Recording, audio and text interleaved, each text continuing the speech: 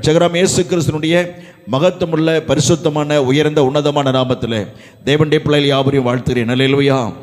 கர்த்தர் நமக்கு எல்லா நன்மை கிருபைகளை தந்து நடத்தி வந்த அப்படி பெரிய அளவிட முடியாத கிருபைகளுக்காய் தேவனை நன்றியோடு ஸ்தோத்திரிக்கிறேன்.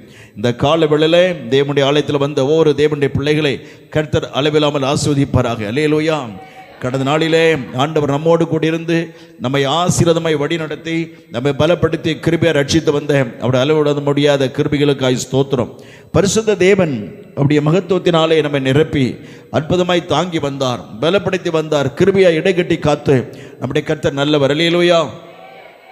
உலகெங்கிலும் பலவிதமான குழப்படிகள், நாடுகளிலே தேசங்களிலே குழப்பங்கள், மனித வாழ்க்கையிலே குழப்பங்கள், குடும்பங்களிலே குழப்பங்கள், எல்லா காரியங்களும் நடந்து கொண்டு இருக்கிறது.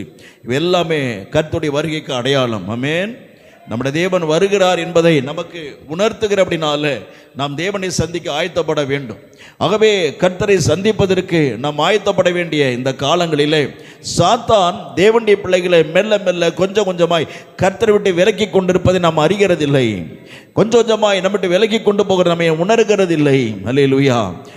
அருமையான தேவனுடைய பிள்ளைகளை, ஒரு தவளையை பிடித்து ஸ்தோத்திரம் ஒரு சுடுதண்ணியில் போட்ட உடனே செத்து போய்விடும். அப்படியே அந்த தவளை ஒரு பாத்திரத்தில் வைத்து அல்லேலூயா மெல்ல மெல்ல சூடு ஏற்றும் பொழுது அதற்கு தெரியாது. அது அப்படியே சூடு கொஞ்சம் கொஞ்சமாக ஏறும் பொழுது ஒன்றுமே புரியாது. அதற்கு கடைசியில் சூடு அதிகமாகும் பொழுது ஆமென் அது செத்து போய்விடும்.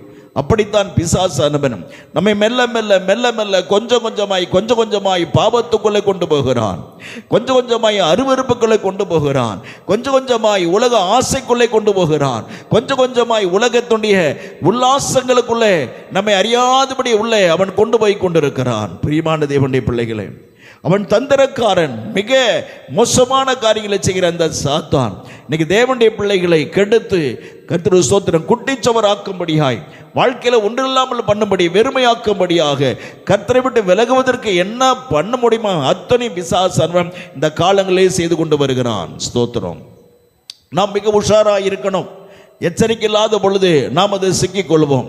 ஆகவேதான் தேவனுடைய ஆவியானவர் இன்றைக்கு நம்மோடு சபைகளில் ஒவ்வொரு நாளும் தெளிவாய் நம்மோடு கூட பேசி வருகிறார். வேதத்தின் ஆழமான சத்தியம் நமக்கு கர்த்தர் கற்றுக்கொண்டு வருகிறார். அல்லேலூயா. ஆகவே கர்த்தர் ஸ்தோத்திரம். நியாயாதிபதியில் 16ஆம் அதிகாரம் 19ஆம் வசனத்தை ஆமென் அல்லேலூயா கடந்த 4 வாரங்களாக அநேக தேவனுடைய ரகசியத்தை அறிந்து கொள்ள கர்த்தர் நமக்கு கிருபை செய்தார். இந்த நாளிலும் கூட தொடர்ந்து அந்த வேத பகுதியை வாசிக்கலாம். நியாயாதிபதிகள் 16ஆம் அதிகாரம் வசனம் 19. ஸ்தோத்திரம். நியாயாதிபதிகள் 16ஆம் அதிகாரம் வசனம் 19 வாசிக்கலாம். ஆமென் அல்லேலூயா.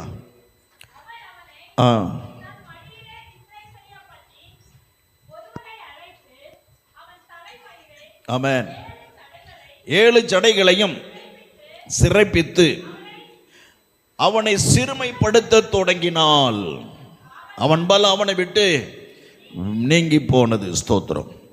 7 ஜடைகளை சிம்சோன் தலையிலிருந்து சிரைத்து எடுத்தால். உலகத்தில் இந்த மனுஷன் 7 ஜடை போடலை, சிம்சோன் மாத்திரம் போட்டு இருக்கிறான். உலகத்தில் எந்த மனுஷனுக்கு இல்லாத ஒரு பலம் சிம்சோனுக்கு இருந்தது. ஆமென். சிம்சோனுக்கு முன்னாலையும் கிடையாது, இந்த நாள் வரையிலையும் உலகத்தில் ஒரு மனுஷனுக்கும் சிம்சோனுக்கு இருந்தது போல பலம் கிடையாது. ஆக அப்படிப்பட்ட ஒரு பராக்கிரம் உள்ளவனாய் இருந்தான் அந்த சிம்சோன். அவன் பலத்தை ஆமென் அவன் விட்டு விலகும்படியாக ஒரு வேசியோடு உறவு ஏற்பட்டபடினால் அந்த வேசியானவள் விபச்சாரியானவள் அவனுடைய பலத்தை அவனுக்குள்ள விலக பண்ணணும். அப்படி நோக்கமே அதுதான். பெலிஸ்தர்கள் பணம் கொடுப்பார்கள், எதிரி நாட்டு தேசத்துக்காரங்க பணம் கொடுப்பார் என்பன பணத்துக்கு ஆசைப்பட்டு தன்னை நம்பி வந்தவனை, தன்னை அடைக்கலமாய் வந்தவனை ஸ்தோத்திரம் ஏமாற்றி அவனை கெடுத்து பல முறை முயற்சி பண்ணினால் தோற்று போனால். ஆனால் இந்த முறை அவன் படுக்கையில் மடியிலே படுக்க வைத்து அவனை தாளாட்டி நல்லா தூங்க வைக்கிறாள். மெல்லம தூக்கத்தை வெளியிலே அவனை கேட்கிறான், எப்பா உன் பலம் எப்படி இருக்கு எனக்கு சொல்லவே மாட்டேங்கிறிய தங்கம், செல்லம் சொல்லப்பா. எங்க அம்மால என்னை தங்கன்னு சொல்லலையே, நான் உன்னை நேசிக்கிறேன், இல்லை நான் உன் மேல எவ்வளவு அன்பா இருக்கிறேன், என்ன சிம்சோன் சொல்ல மாட்டேங்கிறிய? நான் இதுவரை யாருக்கும் சொன்னதில்லை, உனக்கும் சொல்ல மாட்டேன். பத்தியா என்னை நேசிக்கிறேன்னு சொல்ற, என் மேல அன்பா இருக்கேன்னு சொல்லுற, ஆனா ஒரு விஷயம் கூட எனக்கு சொல்லக்கூடாதா? எனக்கு நான் உன் மனைவி தானே, நான் உனக்கு உரியவள் தானே, உன்னை எவ்வளவா என்ன நேசிக்கிறேன், எனக்கு சொல்லக்கூடாதா? பசப்பு வார்த்தையில சொல்லி அவனை மயக்குகிறாள். தூக்கத்தில் அரை தூக்கத்தில் இருந்தவன் தன்னுடைய உள்ளத்தில் எல்லாம் வெளிப்பட்டு விட்டான். என் தலையை சிரைச்சிட்டா என்னுடைய பலம் என்னை விட்டு விலகி போயிடும், அவ்வளவுதான். உடனே அவனை நல்லா தூங்க வைக்கிறாள். நல்லா உறங்கின பிறகு, நல்ல டீப் ஸ்லீப், நல்ல ஆழ்ந்த நித்திரை வந்த பிறகு ஒருத்தனை கூப்பிட்டு தலையை சிரைக்க வைக்கிறாள். சிரைக்கும் பொழுது 7 ஜடையும் சிரைத்து எடுத்து விட்டான். அல்லேலூயா. இன்னைக்கு இதுதான் நம்முடைய வாழ்க்கையில் நடக்கிறது. தேவன் நமக்கு தந்த 7 கிருபைகள். 7 என்பது பூரணம், தெய்வீகத்தினுடைய பூரணம், பூர்ணமான ஆசீர்வாதங்கள், பூர்ணமான தெய்வ கிருபைகள். நாம் ஆவிக்குள்ள வளர்வதற்கு, கர்த்தருக்கு பிரியமா இருப்பதற்கென்று தேவன் தந்த 7 அற்புதமான தெய்வீக காரியங்களை நம்முடைய வாழ்க்கையில் ஒண்ணு இல்லாம கொஞ்சம் கொஞ்சமா இல்லாம பண்ணணும். தேவன் நம்முடைய எதிர்பார்க்கிற இந்த தெய்வீக குணங்களை, தேவன் நம்முடைய எதிர்பார்க்கிற தெய்வீக காரியங்களை வாழ்க்கையில சிறைச்சு எடுக்கணும். அல்லேலூயா. பாருங்க, அடியோடு எடுக்கணும். ஒண்ணு அப்படிதான் பிசாசு என்ன செய்வோம் தெரியுமா? நம்ம சொட்டையாக்கணும், வாழ்க்கையை மொட்டையாக்கணும், ஒன்னு இல்லாம பண்ணணும். ஒரு கோமணம் கூட இல்லாம நடுத்துல நிக்க வைக்கணும். அதான் பிசாசுடைய திட்டம். பிசாசை எவ்வளவு நம்புறோமோ நம்ம வெறுமையாக வைக்கிறவன் அவன். சாத்தான் எவ்வளவு நம்புகிறோமோ நம்ம ஒன்றுமில்லாமல் வெறுமையாக்கிறவன் அந்த சாத்தான். கொஞ்சம் கொஞ்சமா இன்னைக்கு ஏமாற்றி கொண்டிருக்கிறான். உலக ஆசை, உலகத்தில் ஒவ்வொரு நாளும் புது புது காரியங்கள், உலகத்தில் ஒவ்வொரு புது புது நாகரீகங்கள், புது ஸ்டைலு, புதுதான முடிவெட்டுகிற ஸ்டைலு. ஸ்தோத்திரம், அல்லேலூயா. புது கர்த்தருடைய ஸ்தோத்திரமுடைய காரியங்கள் அநேகருடைய வாழ்க்கையில் வருகிறது. புது ட்ரெஸ்ஸு, புது விதமான ட்ரெஸ்ஸுகளை போட்டு கர்த்தருடைய ஸ்தோத்திரம், அல்லேலூயா, கர்த்தரை விட்டு விலக பண்ணுவதற்கு என்ன பண்ணணுமோ அத்தனை பிசாசு செய்து கொண்டிருக்கிறான். ஜாக்கிரதையா இருக்கணும். அல்லேலூயா. அருமையான தேவனுடைய பிள்ளையிலே சிம்சோனை அபிதமாய் செய்தவள் இன்னைக்கு உலகம் என்கிற விபச்சாரி, இந்த உலகம் என்கின்ற சத்துரு, இந்த உலகம் என்ற வேசித்தனம் பண்ணுகிற பெண் போன்றிருக்கிற இந்த உலகமானது இன்னைக்கு நம்ம ஏமாற்றி கொண்டிருக்கிறது. நம்ம ஏமாற்றி வஞ்சித்துக் கொண்டிருப்பதை மறந்து போகாதுங்க தேவனுடைய பிள்ளையே. இந்த உலகம் என்பது பயங்கர விபச்சாரி போல் இருக்கிறது. ஒரு பயங்கர விபச்சாரி போல இந்த உலகம் அது நம்ம இன்னைக்கு கெடுத்து கொண்டிருக்கிறது. நம்முடைய தந்திரமாய் மயக்கி கொண்டிருக்கிறது. ஸ்தோத்திரம், தந்திரமாய் மயக்கி கொண்டிருக்கிறது. அல்லேலூயா. 7 விதமான தேவனுடைய காரியங்களை, 7 விதமான ஆவிக்குரிய காரியங்களை நம்முடைய வாழ்க்கையில் தொடர்ச்சி எடுப்பதற்கென்று பல திட்டங்களை போட்டு பிசாசு பண்ணிட்டு இருக்கிறான். அல்லேலூயா. அதில் ஒன்றுதான் கர்த்தருக்கு ஸ்தோத்திரம் என்றதாக, ஆதியில் இருந்த அன்பை விட்டாய் என்று குறையுண்டு என்று கடந்த 2 வாரத்திலே கற்றுக்கொள்ள கர்த்தர் கிருபை செய்தார். கர்த்தருக்கு ஸ்தோத்திரம். இன்றைக்கு அன்பானவர்களே, 2வதான காரியம் தேவனுக்கேற்ற அருமையான ஆராதனை. தேவனை கர்த்தர் விரும்புகிற அற்புதமான ஆராதனை. 2வது ஜடை என்கிற சிம்சன் 7 ஜடை இருந்தது போல நம்முடைய வாழ்க்கையில தேவன் 2வது ஜடை போல தேவன் கொடுத்திருக்கிற தேவனுடைய ஆவிக்குரிய காரியம் 2வது என்னது? சத்தமா சொல்லுங்க. தேவனோடு உள்ள ஆவிக்குரிய ஆராதனை. சத்தமா சொல்லுவோம். ஆவிக்குரிய ஆராதனை. எல்லாரும் சத்தமா சொல்லுவோம். ஆமென். தேவன் நமக்கு தந்த ஆவிக்குரிய ஆராதனையை, தேவனுக்கு பிரியமான ஆராதனையை அது இல்லாம பண்ணணும். ஆராதனை அழிக்கணும், அது அவனை விரும்புகிறான். ஆராதனை அழிப்பதற்கு என்ன பண்ணணும் அத்தனை செய்துட்டு இருக்கிறான். ஜாக்கிரதையா இருக்கணும். ஆராதனை எல்லாம் மாறிக்கொண்டு போகிறான். நான் சிறியவனா இருந்த பொழுது அன்னைக்கெல்லாம் ஆராதனை எப்படி நடக்கும் தெரியுங்களா? 4 மணி நேரம் நடக்கும். டைம் போறதே தெரியாது. பாஸ்டர் 3 மணி நேரம் பிரசங்கம் பண்ணுவார். எத்தனை மணி நேரம்? ஆமென். பிரசங்கம் மட்டும் 3 மணி நேரம். வெளுத்து வாங்குவாங்க. வசனம் அப்படியே புட்டு வைப்பாங்க. வேதனை ஆழமான தெய்வீக ரகசியங்கள் வெளிப்படும். தேவனுடைய வல்லமை வெளிப்படும். வசனத்தை கேட்கும் பொழுதே விசுவாசிகள் பரிசுத்தல நிறைஞ்சுக்கிட்டே இருப்பாங்க, ஆவில நிறைஞ்சுக்கிட்டே இருப்பாங்க. ஸ்தோத்திரம். 3 மணி நேரம் போனதே தெரியாது. யாருக்கும் டயர்ட் இருக்காது, யாருக்கும் தூக்கம் வராது. ஸ்தோத்திரம். யாருக்கும் எந்த பலவீனமும் வராது. அவிதமான நிலையிலே கர்த்தருடைய ஆவியானவர் அன்றைக்கு நடத்தினார். ஆனால் இன்றைக்கு சபையில என்ன நடக்கிறது? தேவனை ஆராதிக்கத மாத்தணும். பரலோகத்திலிருந்து தேவனுக்கு அருமையான அடுத்த இடத்திலிருந்து ஊழியங்களை செய்து கொண்டு வேலை செய்து கொண்டிருந்த தூதனாய் இருக்கிற அந்த லூசிபர், ஆமென், சாத்தானாக மாற்றப்பட என்ன காரணம்? தேவனுடைய இடத்தை அவன் பிடிக்கணும்னு விரும்பினான். நல்லா புரிஞ்சு கொள்ளுங்க. தேவனுடைய இடத்தை பிரிஞ்சு இயேசு கிறிஸ்துவை கீழே தள்ளணும். தேவனாக அவன் மாற வேண்டும் என்று ஆசைப்பட்டான். லூசிபர் தெய்வமாக மாறணும், இயேசு கிறிஸ்துவை டம்மி ஆக்கணும் என்று விரும்பினான். அதனாலதான் கர்த்தர் அவனை கீழே தள்ளினார். அல்லேலூயா. உடனே ஒரு நொடியிலே நரகத்தை உருவாக்கி தூக்கி நரகத்தில் கர்த்தர் அவனை போட்டு விட்டார். ஸ்தோத்திரம். பிரியமான தேவனுடைய பிள்ளைகளே, அல்லேலூயா. தேவனை ஆராதிக்கிறவர்களை தன்னை வணங்க வைக்கணும், அது அவனுடைய விருப்பமே, அதுதான். ஆமென். தேவனை ஆராதிக்கிற மக்களை யார் ஆராதிக்கணும், யாரை வணங்கணும் சொல்லுங்க? சாத்தானை வணங்க வைக்கணும். கர்த்தரை ஆராதிக்கிற மக்கள் யாரை வணங்க வைக்கணும்? சாத்தானை வணங்க வேணும். தேவனை யாரும் ஆராதிக்க கூடாது, இயேசு கிறிஸ்துவை ஆராதிப்பது கூடாது என்று பல காரியங்கள் இன்னைக்கு பிசாசு செய்துகிட்டு இருக்கான். நம்ம உடம்பில் என்ன நடக்கிறது? ஸ்தோத்திரம், உயிர்த்தெழுந்த ஆராதனை நடந்து கொண்டு இருக்கிறது. ஆலயத்துக்குள்ள ஷூ போட்டுட்டு பெரிய தடியும் ஹல்லேலூயா கத்தியை தூக்கிட்டு உள்ள, நீளமான கத்தி தூக்கிட்டு உள்ள போறான். கண்ணா பின்னான்னு சொல்றான், நிறுத்து, ஆராதனை நிறுத்து. சின்ன குழந்தையெல்லாம் பதறுகிறாங்க. சகோதரிமார்கள் ஹல்லேலூயா உள்ள பயம் இருந்தாலும் தைரியமா இருந்தாங்க. அவங்க பாடுகிறதே ஆராதிக்கிறதே நிறுத்தவில்லை. ஸ்தோத்திரம், ஆராதனை நிறுத்து. ஆனால் அவங்க நிறுத்தல. ஆமென். நாங்கள் சர்வவல்ல தேவனாகிய கர்த்தரை ஆராதிக்கிறோம். ஒரு 15 பேர் உள்ள போந்து பயங்கர கலாட்டா பண்ணினாங்க. பிறகு எல்லாமே வெளியே திரும்பி போனாங்க. அல்லேலூயா. இன்னைக்கு அது நடக்கிறது. நிறைய இடத்துல பாஸ்டர் வெட்டி கொள்றாங்க. பாஸ்டமாவை ஹல்லேலூயா புடவை இழுத்து மானபங்கப்படுத்துறான். மதுரையே நடந்துச்சு. ஸ்தோத்திரம், அல்லேலூயா. போன ஆட்சியில ஸ்தோத்திரம் ஒரு பாஸ்டமாவை மானபங்கப்படுத்தி பாஸ்டர் சரியான அடி. விசுவாசி எல்லாம் அலறடிச்சு ஓடி போயிட்டாங்க. ஒரு விசுவாசி கூட சபையில் இல்லை. ஆராதனை நடக்க இப்படிப்பட்ட அராஜகங்கள் நடக்கிறது. ஏன்? தேவனை கர்த்தருக்கு ஸ்தோத்திர ஜனங்கள் ஆராதிக்க கூடாது, இயேசு கிறிஸ்துவை ஆராதிக்க கூடாது என்பதிலே பிசாசனுக்கு குறியாய் இருந்து கொண்டிருக்கிறான். ஆமென். அன்பான தேவனுடைய பிள்ளைகளே, இது ஒரு பக்கம் நடக்கட்டும். ஆனா சபைக்குள்ள கிறிஸ்தவத்தில் கர்த்தரை ஆராதிக்கிற அந்த நிலைமை இன்னைக்கு மாறிக்கொண்டிருக்கிறது. தேவனை ஆராதிக்கிற அந்த காரியம் இன்னைக்கு மறைந்து கொண்டிருக்கிறது. இயேசு கிறிஸ்துவை பரிசுத்தாவின் நிறைவோடு கூட ஆராதித்த தேவ பிள்ளைகள், பரிசுத்த அபிஷேகத்தோடு கூட இயேசு கிறிஸ்துவை கனப்படுத்தி மகிமைப்படுத்தி பாடி ஆராதித்த தேவனுடைய பிள்ளைகள் இன்னைக்கு இயேசு கிறிஸ்துவை ஆராதிக்காம சாத்தானை சபைக்குள்ளே ஆராதிக்கிறார்கள். சாத்தானை சபைக்குள்ளே ஆராதித்துக் கொண்டிருக்கிறதை பார்க்க முடிகிறது. சபைக்குள்ள தேவ ஆவியானுடைய நிறைவை பார்க்க முடியவில்லை. பரிசுத்தாவின் அசைவாடுதலை, பரிசுத்தாவினுடைய கிருபைகளை நடப்பித்ததலை சபைக்குள்ளே காண முடியவில்லை. ஆராதனைக்குரிய தேவன் ஒருவரே. அல்லேலூயா. ஆமென். ஆராதனைக்குரிய தெய்வம் ஒருவரே. அல்லேலூயா. ஆமென். ஆராதனைக்குரிய தேவன் இயேசு கிறிஸ்து. ஆனால் அந்த ஆராதனைக்குரிய தேவனை இன்னைக்கு உலகத்தில் கர்த்தர் ஸ்தோத்திர ஜனங்க ஆராதிக்க முடியல. ஆராதிக்க எல்லாம் மறந்து விட்டார்கள்.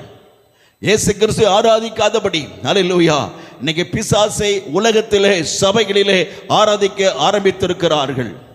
சபை கூடுகிறது, அல்லேலூயா சொல்றாங்க. சபையில மியூசிக் இருக்கிறது, ஆட்டம் பாட்டம் இருக்கிறது, கொண்டாட்டம் இருக்கிறது. ஆனால் யாரை ஆராதிக்கிறார்கள்?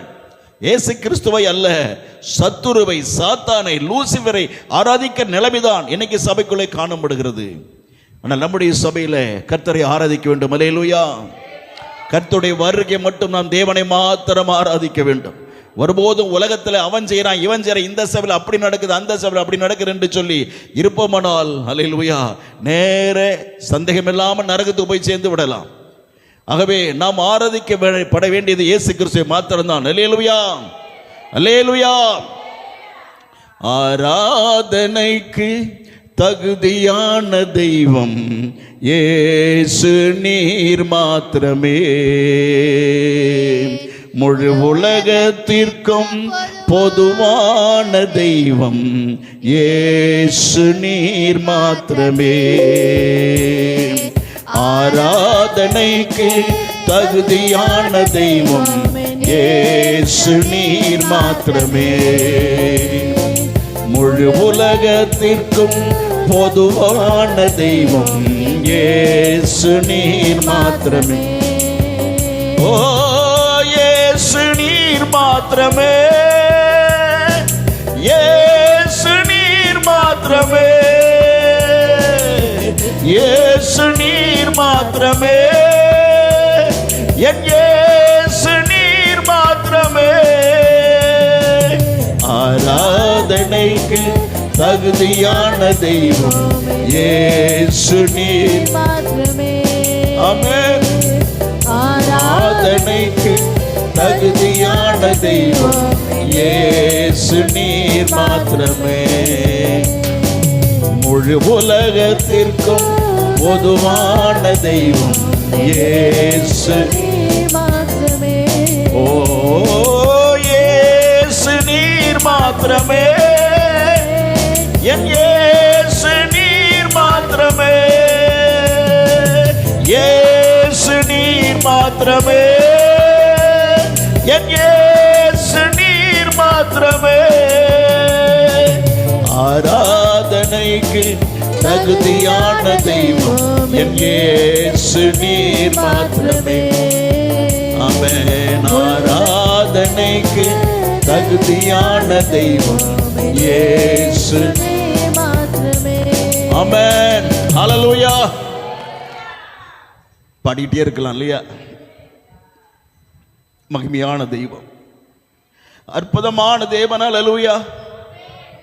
நமக்காக ஜீவனை கொடுத்தவர், இரத்தத்தை சிந்தினவர், நாராய் கிழிக்கப்பட்டவர், மரித்து அடக்கம் சென்று பரலோகத்தில் போய் அப்படியே இருங்கன்னு சொல்லி விடாம ஒரு இடத்தை ஆயத்தம் பண்ணி கொண்டிருக்கிறார். அற்புதமான பரலோகத்தை ஆயத்தம் பண்ணி கொண்டிருக்கிறார். நம் யாவரும் அவரோடு சேர்ந்து வாழ்வதற்காக பரலோகத்தில் ஒவ்வொரு கர்த்தருடைய பிள்ளைகளுக்கும் ஒரு அருமையான மாளிகையை கட்டி கொண்டிருக்கிற அற்புதமான தகப்பனாம் இயேசு கிறிஸ்து, அவர் ஒருவரே தெய்வம். அல்லேலூயா, அல்லேலூயா, அல்லேலூயா. ஆமென். மகிமையான தெய்வம். இன்றைக்கு அந்த தெய்வத்தை ஆராதிப்பதை விட்டு சத்துருவை, சாத்தானை, தேவனாக இயேசு கிறிஸ்து எதிரியாகி அந்த பிசாசை எல்லாம் வணங்க ஆரம்பிச்சிட்டாங்க. சபையெல்லாம் இன்னைக்கு பிசாசை ஆராதித்துக் கொண்டிருக்கிறது. சபையிலே தேவனுடைய ஆவியானவர் இல்லை. சபையில் நடக்கக்கூடிய எல்லா காரியங்களும் சாத்தானுக்கு ஏற்றதாக, சத்துருவுக்கு ஏற்றபடியாக, பிசாசு கேட்டதாக மாறிக்கொண்டிருப்பதை பார்த்து கர்த்தர் துக்கப்படுகிறார். துயரத்தோடு சபை விட்டு, ஆமென், பரிசுத்தம் என்னைக்கு வெளியேறிவிட்டார் நிறைய சபைகளை விட்டு. இன்னைக்கு தேவனுடைய பிள்ளைகளே, இந்த இரண்டாவது சடை என்று சொல்லுகிற இந்த தேவனுக்கென்று நடத்துகிற அற்புதமான ஆவிக்குரிய ஆராதனையை இன்னைக்கு விசுவாசி வாழ்க்கை அப்படியே சிறைச்செடுப்பதற்கென்று பிசாசு திட்டமிட்டு கொண்டிருக்கிறார். அநேகருக்கு இந்த மாதிரி காரியம் நடந்திருக்கிறது. ஆனால் நாம் ஆராதிக்க வேண்டிய தேவனாய் கர்த்தரை மாத்திரம் அல்லேலூயா சொல்லுவோம், அல்லேலூயா சொல்லுவோம், அல்லேலூயா. நாம் தேவனாய் கர்த்தரை மாத்திரம் ஆராதிக்க வேண்டும். லூக்கா சுவிசேஷம் 4ஆம் அதிகாரம் 8வது வசனத்திலே நாம் வாசிக்கிறோம். அல்லேலூயா. நாம் ஒருவராகிய கர்த்தரை மாத்திரமே ஆராதிக்க வேண்டும். வாசிப்போம். லூக்கா சுவிசேஷம் 4ஆம் அதிகாரம் 8வது வசனம். அல்லேலூயா, ஸ்தோத்திரம். சீக்கிரம். ஆமென், ஆமென், ஆமென். எனக்கு பின்னாக சாத்தானே, உன் தேவனாகிய கர்த்தரை பணிந்து கொண்டு அந்த கர்த்தராகிய இயேசு கிறிஸ்து தேவன் ஒருவருக்கே ஆராதனை செய்வாயாக. அல்லேலூயா. உன் தேவனாகிய கர்த்தராகிய இயேசு கிறிஸ்துவை பணிந்து கொண்டு இயேசு கிறிஸ்துவையே ஆராதிக்க வேண்டும் என்று தேவன் சொன்னார். ஆமென். அவரை தான் பணிந்து கொள்ளணும். இயேசு கிறிஸ்துவை பணிந்து கொள்ளணும். இயேசு கிறிஸ்துவை ஆராதிக்க வேண்டும். இன்னைக்கு இயேசு கிறிஸ்துன்னு சொல்றதுக்கே நிறைய பேர் அவர் இவர் அப்படிதான் சொல்லிட்டு இருக்காங்க. அவன் இந்த இயேசு கிறிஸ்துவின் பேரை சொல்றதுக்கே நிறைய பேருக்கு விருப்பம் இல்லை. ஸ்தோத்திரம். ஹல்லேலூயா. இயேசு கிறிஸ்துவை முதல்ல பணிந்து கொள்ளணும். இயேசு கிறிஸ்துவை முதல்ல பணிந்து கொள்ளால் வணங்க வேண்டும். இயேசு கிறிஸ்து வணக்க சொல்லி அவரை கனப்படுத்தி ஸ்தோத்திரம் சொல்ல வேண்டும். பிறகு என்ன செய்ய வேண்டும்? அவரை ஆராதனை செய்ய வேண்டும். ஹல்லேலூயா. இன்னைக்கு தேவனை பணிந்து கொள்கிறதும் இல்லை, இயேசு கிறிஸ்து ஆராதனை செய்வதும் கிடையாது. ஆமென். எல்லாம் விலகி போச்சு. பாடணும், ஆடணும், குதிக்கணும், கொண்டாட்டம் போடணும். இன்னைக்கு ஆராதனை என்றால் என்ன? ஆராதனைய ஒழுங்குகள் என்ன? யாரை தேவன் ஆராதிக்க ஏற்படுத்துகிறார்? இந்த காரியங்களை இன்னைக்கு விவரமாக அறிய கர்த்தருடைய ஆவி நம்ம நடத்துவாராக. அல்லேலூயா சொல்லுவோம். ஆமென், அல்லேலூயா. ஆராதனை உரியவர் இயேசு கிறிஸ்து மாத்திரம். அவருக்கு மட்டும்தான் ஆராதனை செய்ய வேண்டும். ஆமென், அல்லேலூயா. என்னை துண்டு துண்டா வெட்டினா கூட, என்னை துண்டு துண்டா வெட்டின என் உடம்புடைய துண்டு சொல்லும் இயேசு கிறிஸ்து மட்டுமே ஆராதிப்பேன் என்று சொல்லும். அல்லேலூயா. ஆமென், அல்லேலூயா. அப்படிப்பட்டதான ஒரு வெறி எனக்குள்ள இருக்கிறது. கர்த்தரை ஆராதிக்க வேண்டும். இயேசு கிறிஸ்துவை மாத்திரம் கனப்படுத்த வேண்டும். இயேசு கிறிஸ்துவை மாத்திரம் உயர்த்த வேண்டும். அல்லேலூயா. அன்பான தேவனுடைய பிள்ளைகளே, நாம் ஆராதிக்க வேண்டியது இயேசு கிறிஸ்துவை மாத்திரம். அவர் ஒருவருக்கு மட்டும்தான் ஆராதனை செய்ய வேண்டும். ஸ்தோத்திரம். எல்லா மகிமை புகழ்ச்சி கர்த்தருக்கு. நிறைய பாட்டு வருகிறது.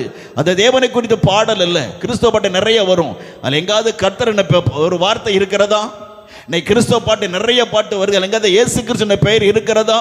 இன்னைக்கு வருகிற பாட்டில் பரிசுத்த ஆவியானவர் என்கிற வார்த்தை இருக்கிறதா?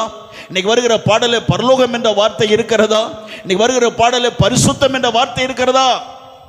நான் சொன்ன வார்த்தை ஒன்று கூட இன்னைக்கு நிறைய வரல பாட்டில் இருக்காது. இன்னைக்கு வருகிற பாடல்களிலே நான் சொன்ன இந்த ஒரு வார்த்தை கூட பாடலில் இல்லை.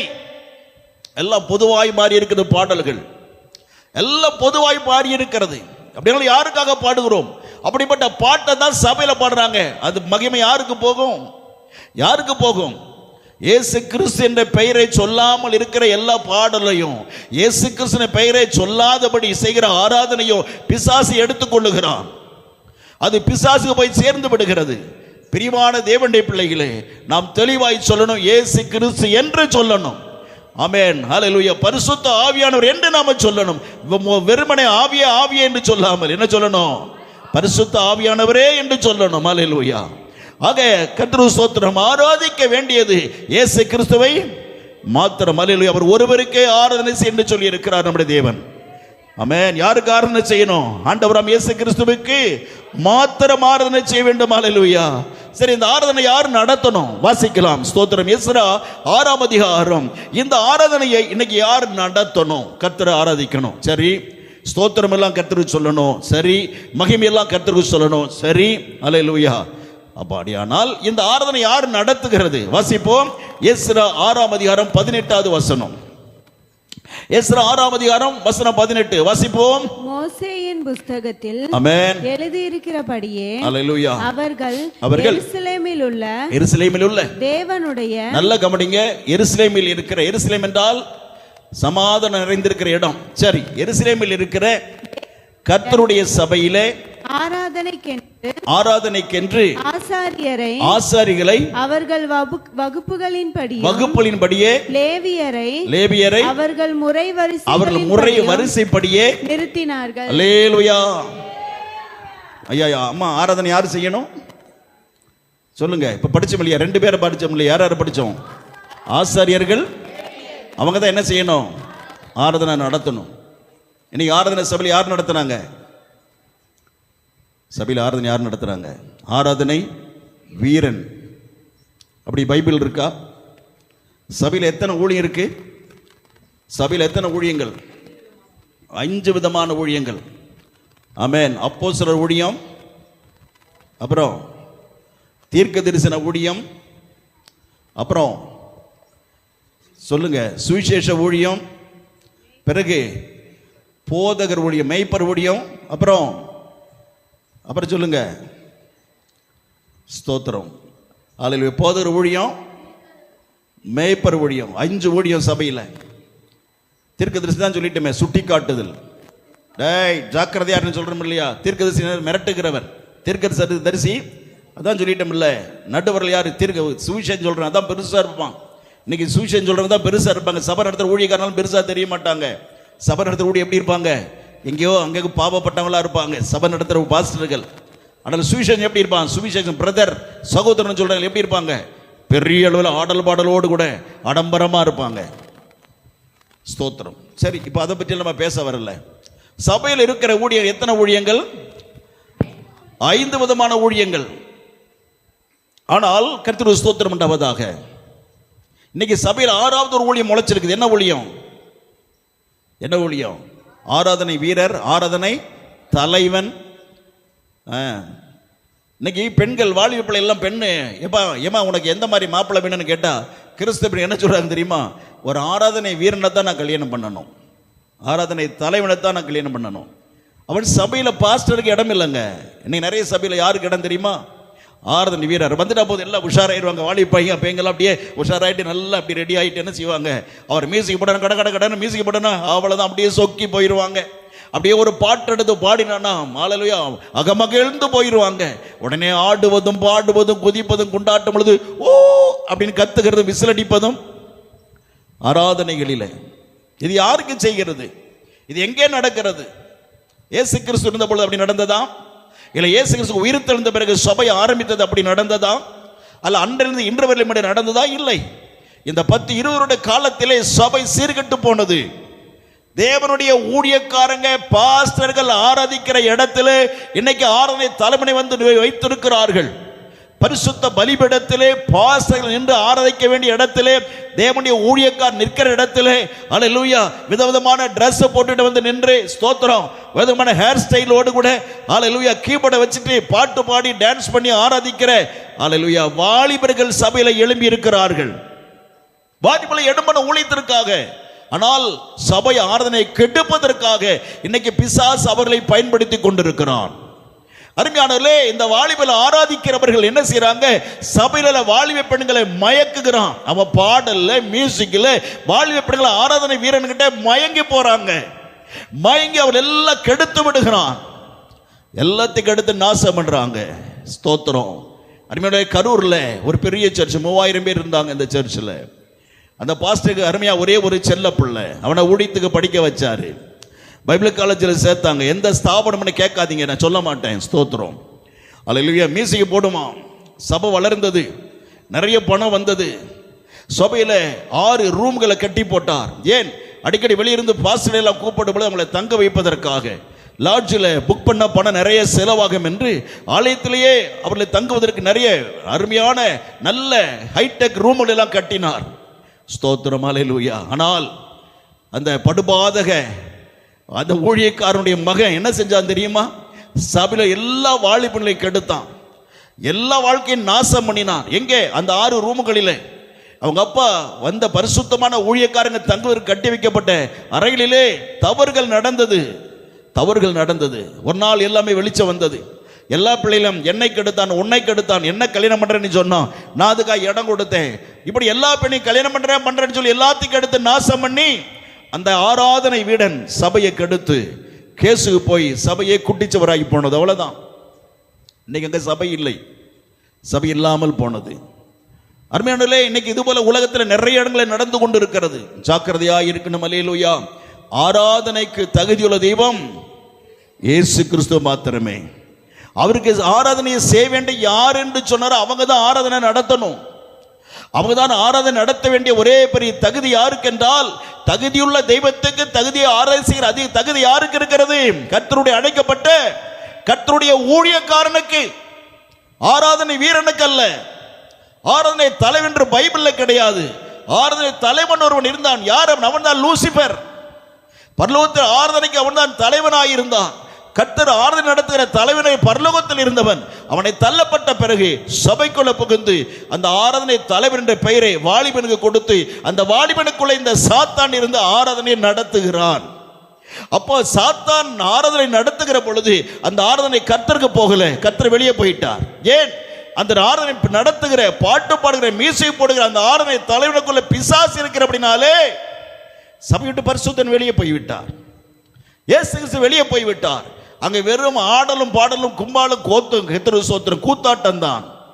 கர்த்தர் அங்கே இல்லை, பரிசுத்த வசனம் அங்கே இல்லை, பரிசுத்த சத்தியம் அங்கே இல்லை.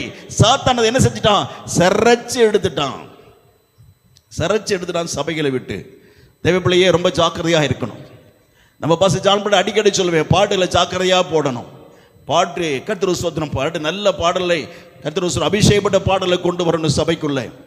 தேவையில்லாத பாடலை கொண்டு வந்து விடக்கூடாது. கர்த்தர் இயேசு கிறிஸ்து ஆண்டவர், அல்லேலூயா, பரலோகம், ஆமென், சியோன், ஸ்தோத்திரம், தேவனுடைய வருகை, அல்லேலூயா, ரட்சிப்பு, பரிசுத்தம் என்று இல்லாத வார்த்தையுள்ள பாடலை சபையில பாடக்கூடாது. அல்லேலூயா, ஆமென்.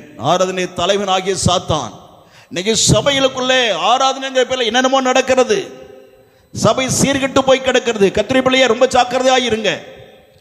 ஒருவேளை நிறைய ஊழியக்காரங்க வீட்டுக்கு வரலாம், ஆனால் அவர்கள் எப்படிப்பட்ட ஆராதனை பண்றாங்கன்னு பாருங்கள். ஸ்தோத்திரம், என்ன காரியங்களை பண்றாங்க. ஸ்தோத்திரம், ரொம்ப ஜாக்கிரதையா இருக்கணும். அருமையானவர்களே, ஆராதனை நடத்திட்டு இருப்ப பாடிட்டே பெண் பிள்ளை நோட்டம் விட்டுட்டு இருப்பான். அல்லேலூயா. அந்த அருவருப்பலை இந்த பரிசுத்த சமூகத்தில் சொல்ல எனக்கு விருப்பம் இல்லை.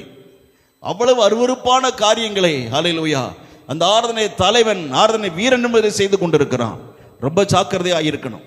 சபையில பாஸ்டருக்கு இடம் இல்லை, சபையில பாஸ்டர்களுக்கு மதிப்பு கிடையாது. கர்த்தர் சொல்றார், ஆசாரியனை அந்த ஒழுங்கின்படி வையின்னு சொல்றார். ஊழியக்காரர் எப்படி இருக்கணுமா? அந்த ஒழுங்குல தான் இருக்கணும். லேவியர் எப்படி இருக்கணும்? அவருடைய முறை வரிசைன்னு சொல்லுகிறார். ஆமென், அல்லேலூயா. இஸ்ரவேல் என்ன படிக்கிறோம்? லேவியர் அவர்களை முறை வரிசைப்படி வை என்று சொல்லுகிறார். அவளுக்கென்று ஒரு முறை இருக்கிறது, அவளுக்கென்று ஒரு வரிசை இருக்கிறது, அவளுக்கென்று ஒரு ஒழுங்கு இருக்கிறது, அவளுக்கென்று ஒரு கிரமம் இருக்கிறது சபைகளிலே. அந்த ஒழுங்கு மீறி ஊழியக்காரன், லேவியன்னா யாரு? உடன் ஊழியக்காரன். லேவியன்னா யாரு? பாஸ்டருக்கு அசிஸ்டண்டா இருக்கக்கூடியவர் தான் லேவியர். ஆசாரியன் என்றால் அவர் தான் பாஸ்டர். பாஸ்டர் என்ற ஆசாரியன் அவன் ஒழுங்கின்படி நடக்கணும். உடன் ஊழியக்காரர் என்ன செய்யணும்? அவனுக்குன்னு ஒரு முறை இருக்கிறது, ஒழுங்கு இருக்கிறது. அந்த ஒழுங்கை மீறி அவன் மேலே வர முடியாது. அந்த ஒழுங்கின்படி தான் இருக்க வேண்டும். அல்லேலூயா. கர்த்தர் சொன்னார், ஊழியத்து வந்து 10 வருடம் ஆகிவிட்டது, என்னை பாஸ்டர் ஆர்டினேஷன் கர்த்தர் கொடுக்கல, அனுமதிக்கவே இல்லை. நான் அல்லேலூயா ஸ்தோத்திரம் தள்ளி தான் உட்கார்ந்துருப்பேன், பிரசங்க பீடத்தில் உட்கார முடியாது, என் தகப்பனார் பக்கத்தில் நான் நிற்க முடியாது, அனுமதிக்கலை. எத்தனை வருஷம் ஆச்சு தெரியுங்களா? அவன் எழுந்து நிற்பேன், பிரசங்கி ஆரம்பிப்பேன், ஆனால் ஆவியானவர் அப்படியே இறங்குவார் எனக்குள்ள. அந்நிய பாஷை ஒரு 10 நிமிஷம் அந்நிய பாஷையில் பயங்கரமாக பேசுவார். அந்நிய பாஷையை கொண்டு கர்த்தர் என்னோடு கூட பேசும் பொழுது சபையில் உள்ள அத்தனை பேரும் அந்நிய ஆவியில நிறைவார்கள். ஆவியில் அப்படியே களி கூர்ந்து ஆவியிலே எல்லாரும் அந்நிய பாஷை பேசிட்டு இருப்பாங்க. அது 10 நிமிஷம் முடிந்த பிறகுதான் கர்த்தருடைய ஆவி என்னை கொண்டு பேச ஆரம்பிப்பார். இந்த பிரசங்கத்தை கேட்பதற்கு சிஎஸ்ஐ சிஐஜின்னு சொல்லக்கூடிய அநேக ஹல்லேலூயா ஸ்தோத்திரம் மெயின்லைன் சர்ச்சஸ்ல இருந்து நிறைய விசுவாசிகள் வந்து அந்த பிரசங்கத்தை கேட்க வருவாங்க. பரிசுத்தர் அப்படி அழகாய் பேசுவார், அப்படி ஆழமான தேவனுடைய வார்த்தையை பிரசங்கிப்பார். ஹல்லேலூயா. அப்படி பிரசங்கிப்பேன். ஆனா அந்த பிரசங்க பீடம் எனக்கு கிடையாது. ஏன்? நான் இன்னும் பாஸ்டர் இல்லையே, எனக்கு அந்த தகுதி இல்லை. நான் ஒரு லேவியன் தான், நான் ஒரு உடன் ஊழியக்காரனாக அசிஸ்டன்ட் பாஸ்டராக இருந்தேன், அவ்வளவுதான். எனக்கு அந்த இடம் கிடைக்கல. 10 வருடத்துக்கு பிறகுதான் அல்லேலூயா எனக்கு பாஸ்டர் ஆர்டினேஷன் கிடைச்சது. பிறகுதான் அந்த பிரசங்க பீடம் எனக்கு வந்தது. அல்லேலூயா. இன்னைக்கு என்ன பண்றாங்க? பிரசங்க பீடத்தில் யாருக்கு வேணாலும் கிடைக்கிறாங்க. புதுசா இயேசுவை ஏற்றுக்கொள்ள ஒரு ஆத்துமா ஆள் வருதுன்னா உடனே கூப்பிட்டு முன்னால் நிற்க வச்சு, எந்த ஊர்னு சொல்லுங்க, உங்களுக்கு என்ன பிரச்சனைன்னு சொல்லுங்க. பாஸ்டர் மைக்க கொடுத்துட்டாரு, பிரசங்க பீடத்தில் என்ன சொல்றாங்க அவங்க? பிரசங்க பீடம் யாருக்குரியது? அது பரிசுத்தமானது, அது தேவனுடைய மகா பரிசுத்த ஸ்தலம். அந்த மகா பரிசுத்த ஸ்தலத்தை யாருக்கு வேணாலும் இன்னைக்கு ஏறுறாங்க, யார் வேணாலும் நடக்கிறாங்க. ஆகவே தான் ஏன் தெரியுமா? அங்க பரிசுத்த ஆவியானவர் இல்லை, அந்த சபைக்குள்ள கர்த்தரில். ஆகவே தான் பரிசுத்த ஸ்தலம் எப்படிப்பட்டதா இருக்கிறது? அது யார் வேணாலும் வரலாம் போகலாம். ஏசுல தான் சொல்லுகிறார், பரிசுத்த ஸ்தலம் வாந்தினாலும் பிரசங்க பீடம் சொல்லுங்க வாந்தினாலும் அசுத்தத்தால் நிறைந்திருக்குது என்று சொல்லுகிறார். ஆராதனை ஸ்தலம் இவ்வளவு கெட்டு கிடக்கிறது. கர்த்தரை பிள்ளையே, நாம் ஆராதிக்கும் கர்த்தரை மாத்திரம் தான். அல்லேலூயா, அல்லேலூயா, ஆமென். கர்த்தர் ஸ்தோத்திரம், அல்லேலூயா. நிறைய பேர் சினிமா நடிகல ரொம்ப பாராட்டி பேசுறாங்க. என்ன நடிப்பில், என்ன பிரமாதம், அவ பாட்டு எவ்வளவு நல்லா இருந்தது, அந்த மியூசிக் எவ்வளவு நல்லா இருந்தது. ஸ்தோத்திரம். தூக்கி எல்லாமே செப்டி டேங்கில் போடுங்க. இதெல்லாம் எதுக்கு அது பிரயோஜனம்? யாருக்கு பிரயோஜனம்? அவன் மியூசிக் எதற்கு பிரயோஜனம்? உலகம் பாராட்டலாம், ஆனால் சபைக்குள் அது செல்லுபடியாகாது. ஆமென். அது தேவனுக்குரிய இசை மாத்திரம்தான் தேவனுக்குரியது. தேவனுடைய பாடல் மட்டும்தான் தேவனுக்குரியது. அவன் அழகா நடிச்சானா? எதுக்கு நடிச்சான்? அவன் பணத்துக்காக நடிச்சான். அந்த நடிப்பில் நீ மயங்க வாழ்க்கை கெடுத்துக் கொள்ளாதே. நீ நிறைய பேர் என்ன செய்யறோம்? சினிமா நடிகனை அவனை இவனால புகழ்ந்து பெருமை பேசுறோம். ஒருபோதும் புகழ்ந்து பேசுவது இயேசு கிறிஸ்துவை மட்டும்தான் இருக்கணும். ஆமென். அருமையான தேவ பிள்ளைகளை வாழ்க்கை நல்லா புரிந்து கொள்ளுங்க. உங்களுடைய பிள்ளைகளை குறித்தோ, உங்களுடைய புருஷனை குறித்தோ, உங்களுடைய மனைவியை குறித்தோ, உங்களுடைய பிள்ளைகளை குறித்தோ ஒருபோதும் பெருமையாய் பேசக்கூடாது. நம்ம பெருமையை பேசுவது இயேசு கிறிஸ்துவை மாத்திரம்தான். நிறைய பேர் அப்படி இல்லை, நிறைய உலகத்தில் நம்ம அறியாம பேச ஆரம்பிச்சிடும். ரொம்ப தப்பு. கர்த்தரை மாத்திரம் பெருமைப்படுத்தணும். அல்லேலூயா. ஏனென்றால் நீங்க பெருமையா பேசுனீங்கன்னா அது என்ன ஆகுது தெரியுமா? அவங்கள ஆராதிக்கிறீங்கன்னு அர்த்தம். ஹலோ, யார பெருமையா பேசுகிறீர்களோ அவங்கள நீங்க என்ன பண்றீங்க? ஆராதனை செய்றீங்கன்னு அர்த்தம். ஆனா ஆராதனை யாருக்கு செய்யணும்? உன் தேவனாய் கர்த்தர் ஒருவரையே பணிந்து கொண்டு அவருக்கே ஆராதனை செய்வாயாக. இந்த வசனத்தை மறந்துடக்கூடாது. ஆமென். தேவனாய் கர்த்தரையே பணிந்து கொண்டு அவருக்கு மாத்திரம் ஆராதனை செய்யணும். புகழ்ந்து பெருமை பேசுறது கர்த்தரை மாத்திரம் தான். அல்லேலூயா, ஆமென். கர்த்தருக்கு ஸ்தோத்திரம், அல்லேலூயா. ஆராதனை தேவனுக்கு உரியது. அவரை மாத்திரம் பெருமைப்படுத்தணும், அவரை மாத்திரம் கனப்படுத்தணும். அல்லேலூயா. ஒரு 10 கோடி ரூபா நான் உங்களுக்கு தந்துட்டேன்னு வைங்க, எங்க பாஸ்டர் ரொம்ப நல்லவருங்க சொல்லக்கூடாது. ஆமென்.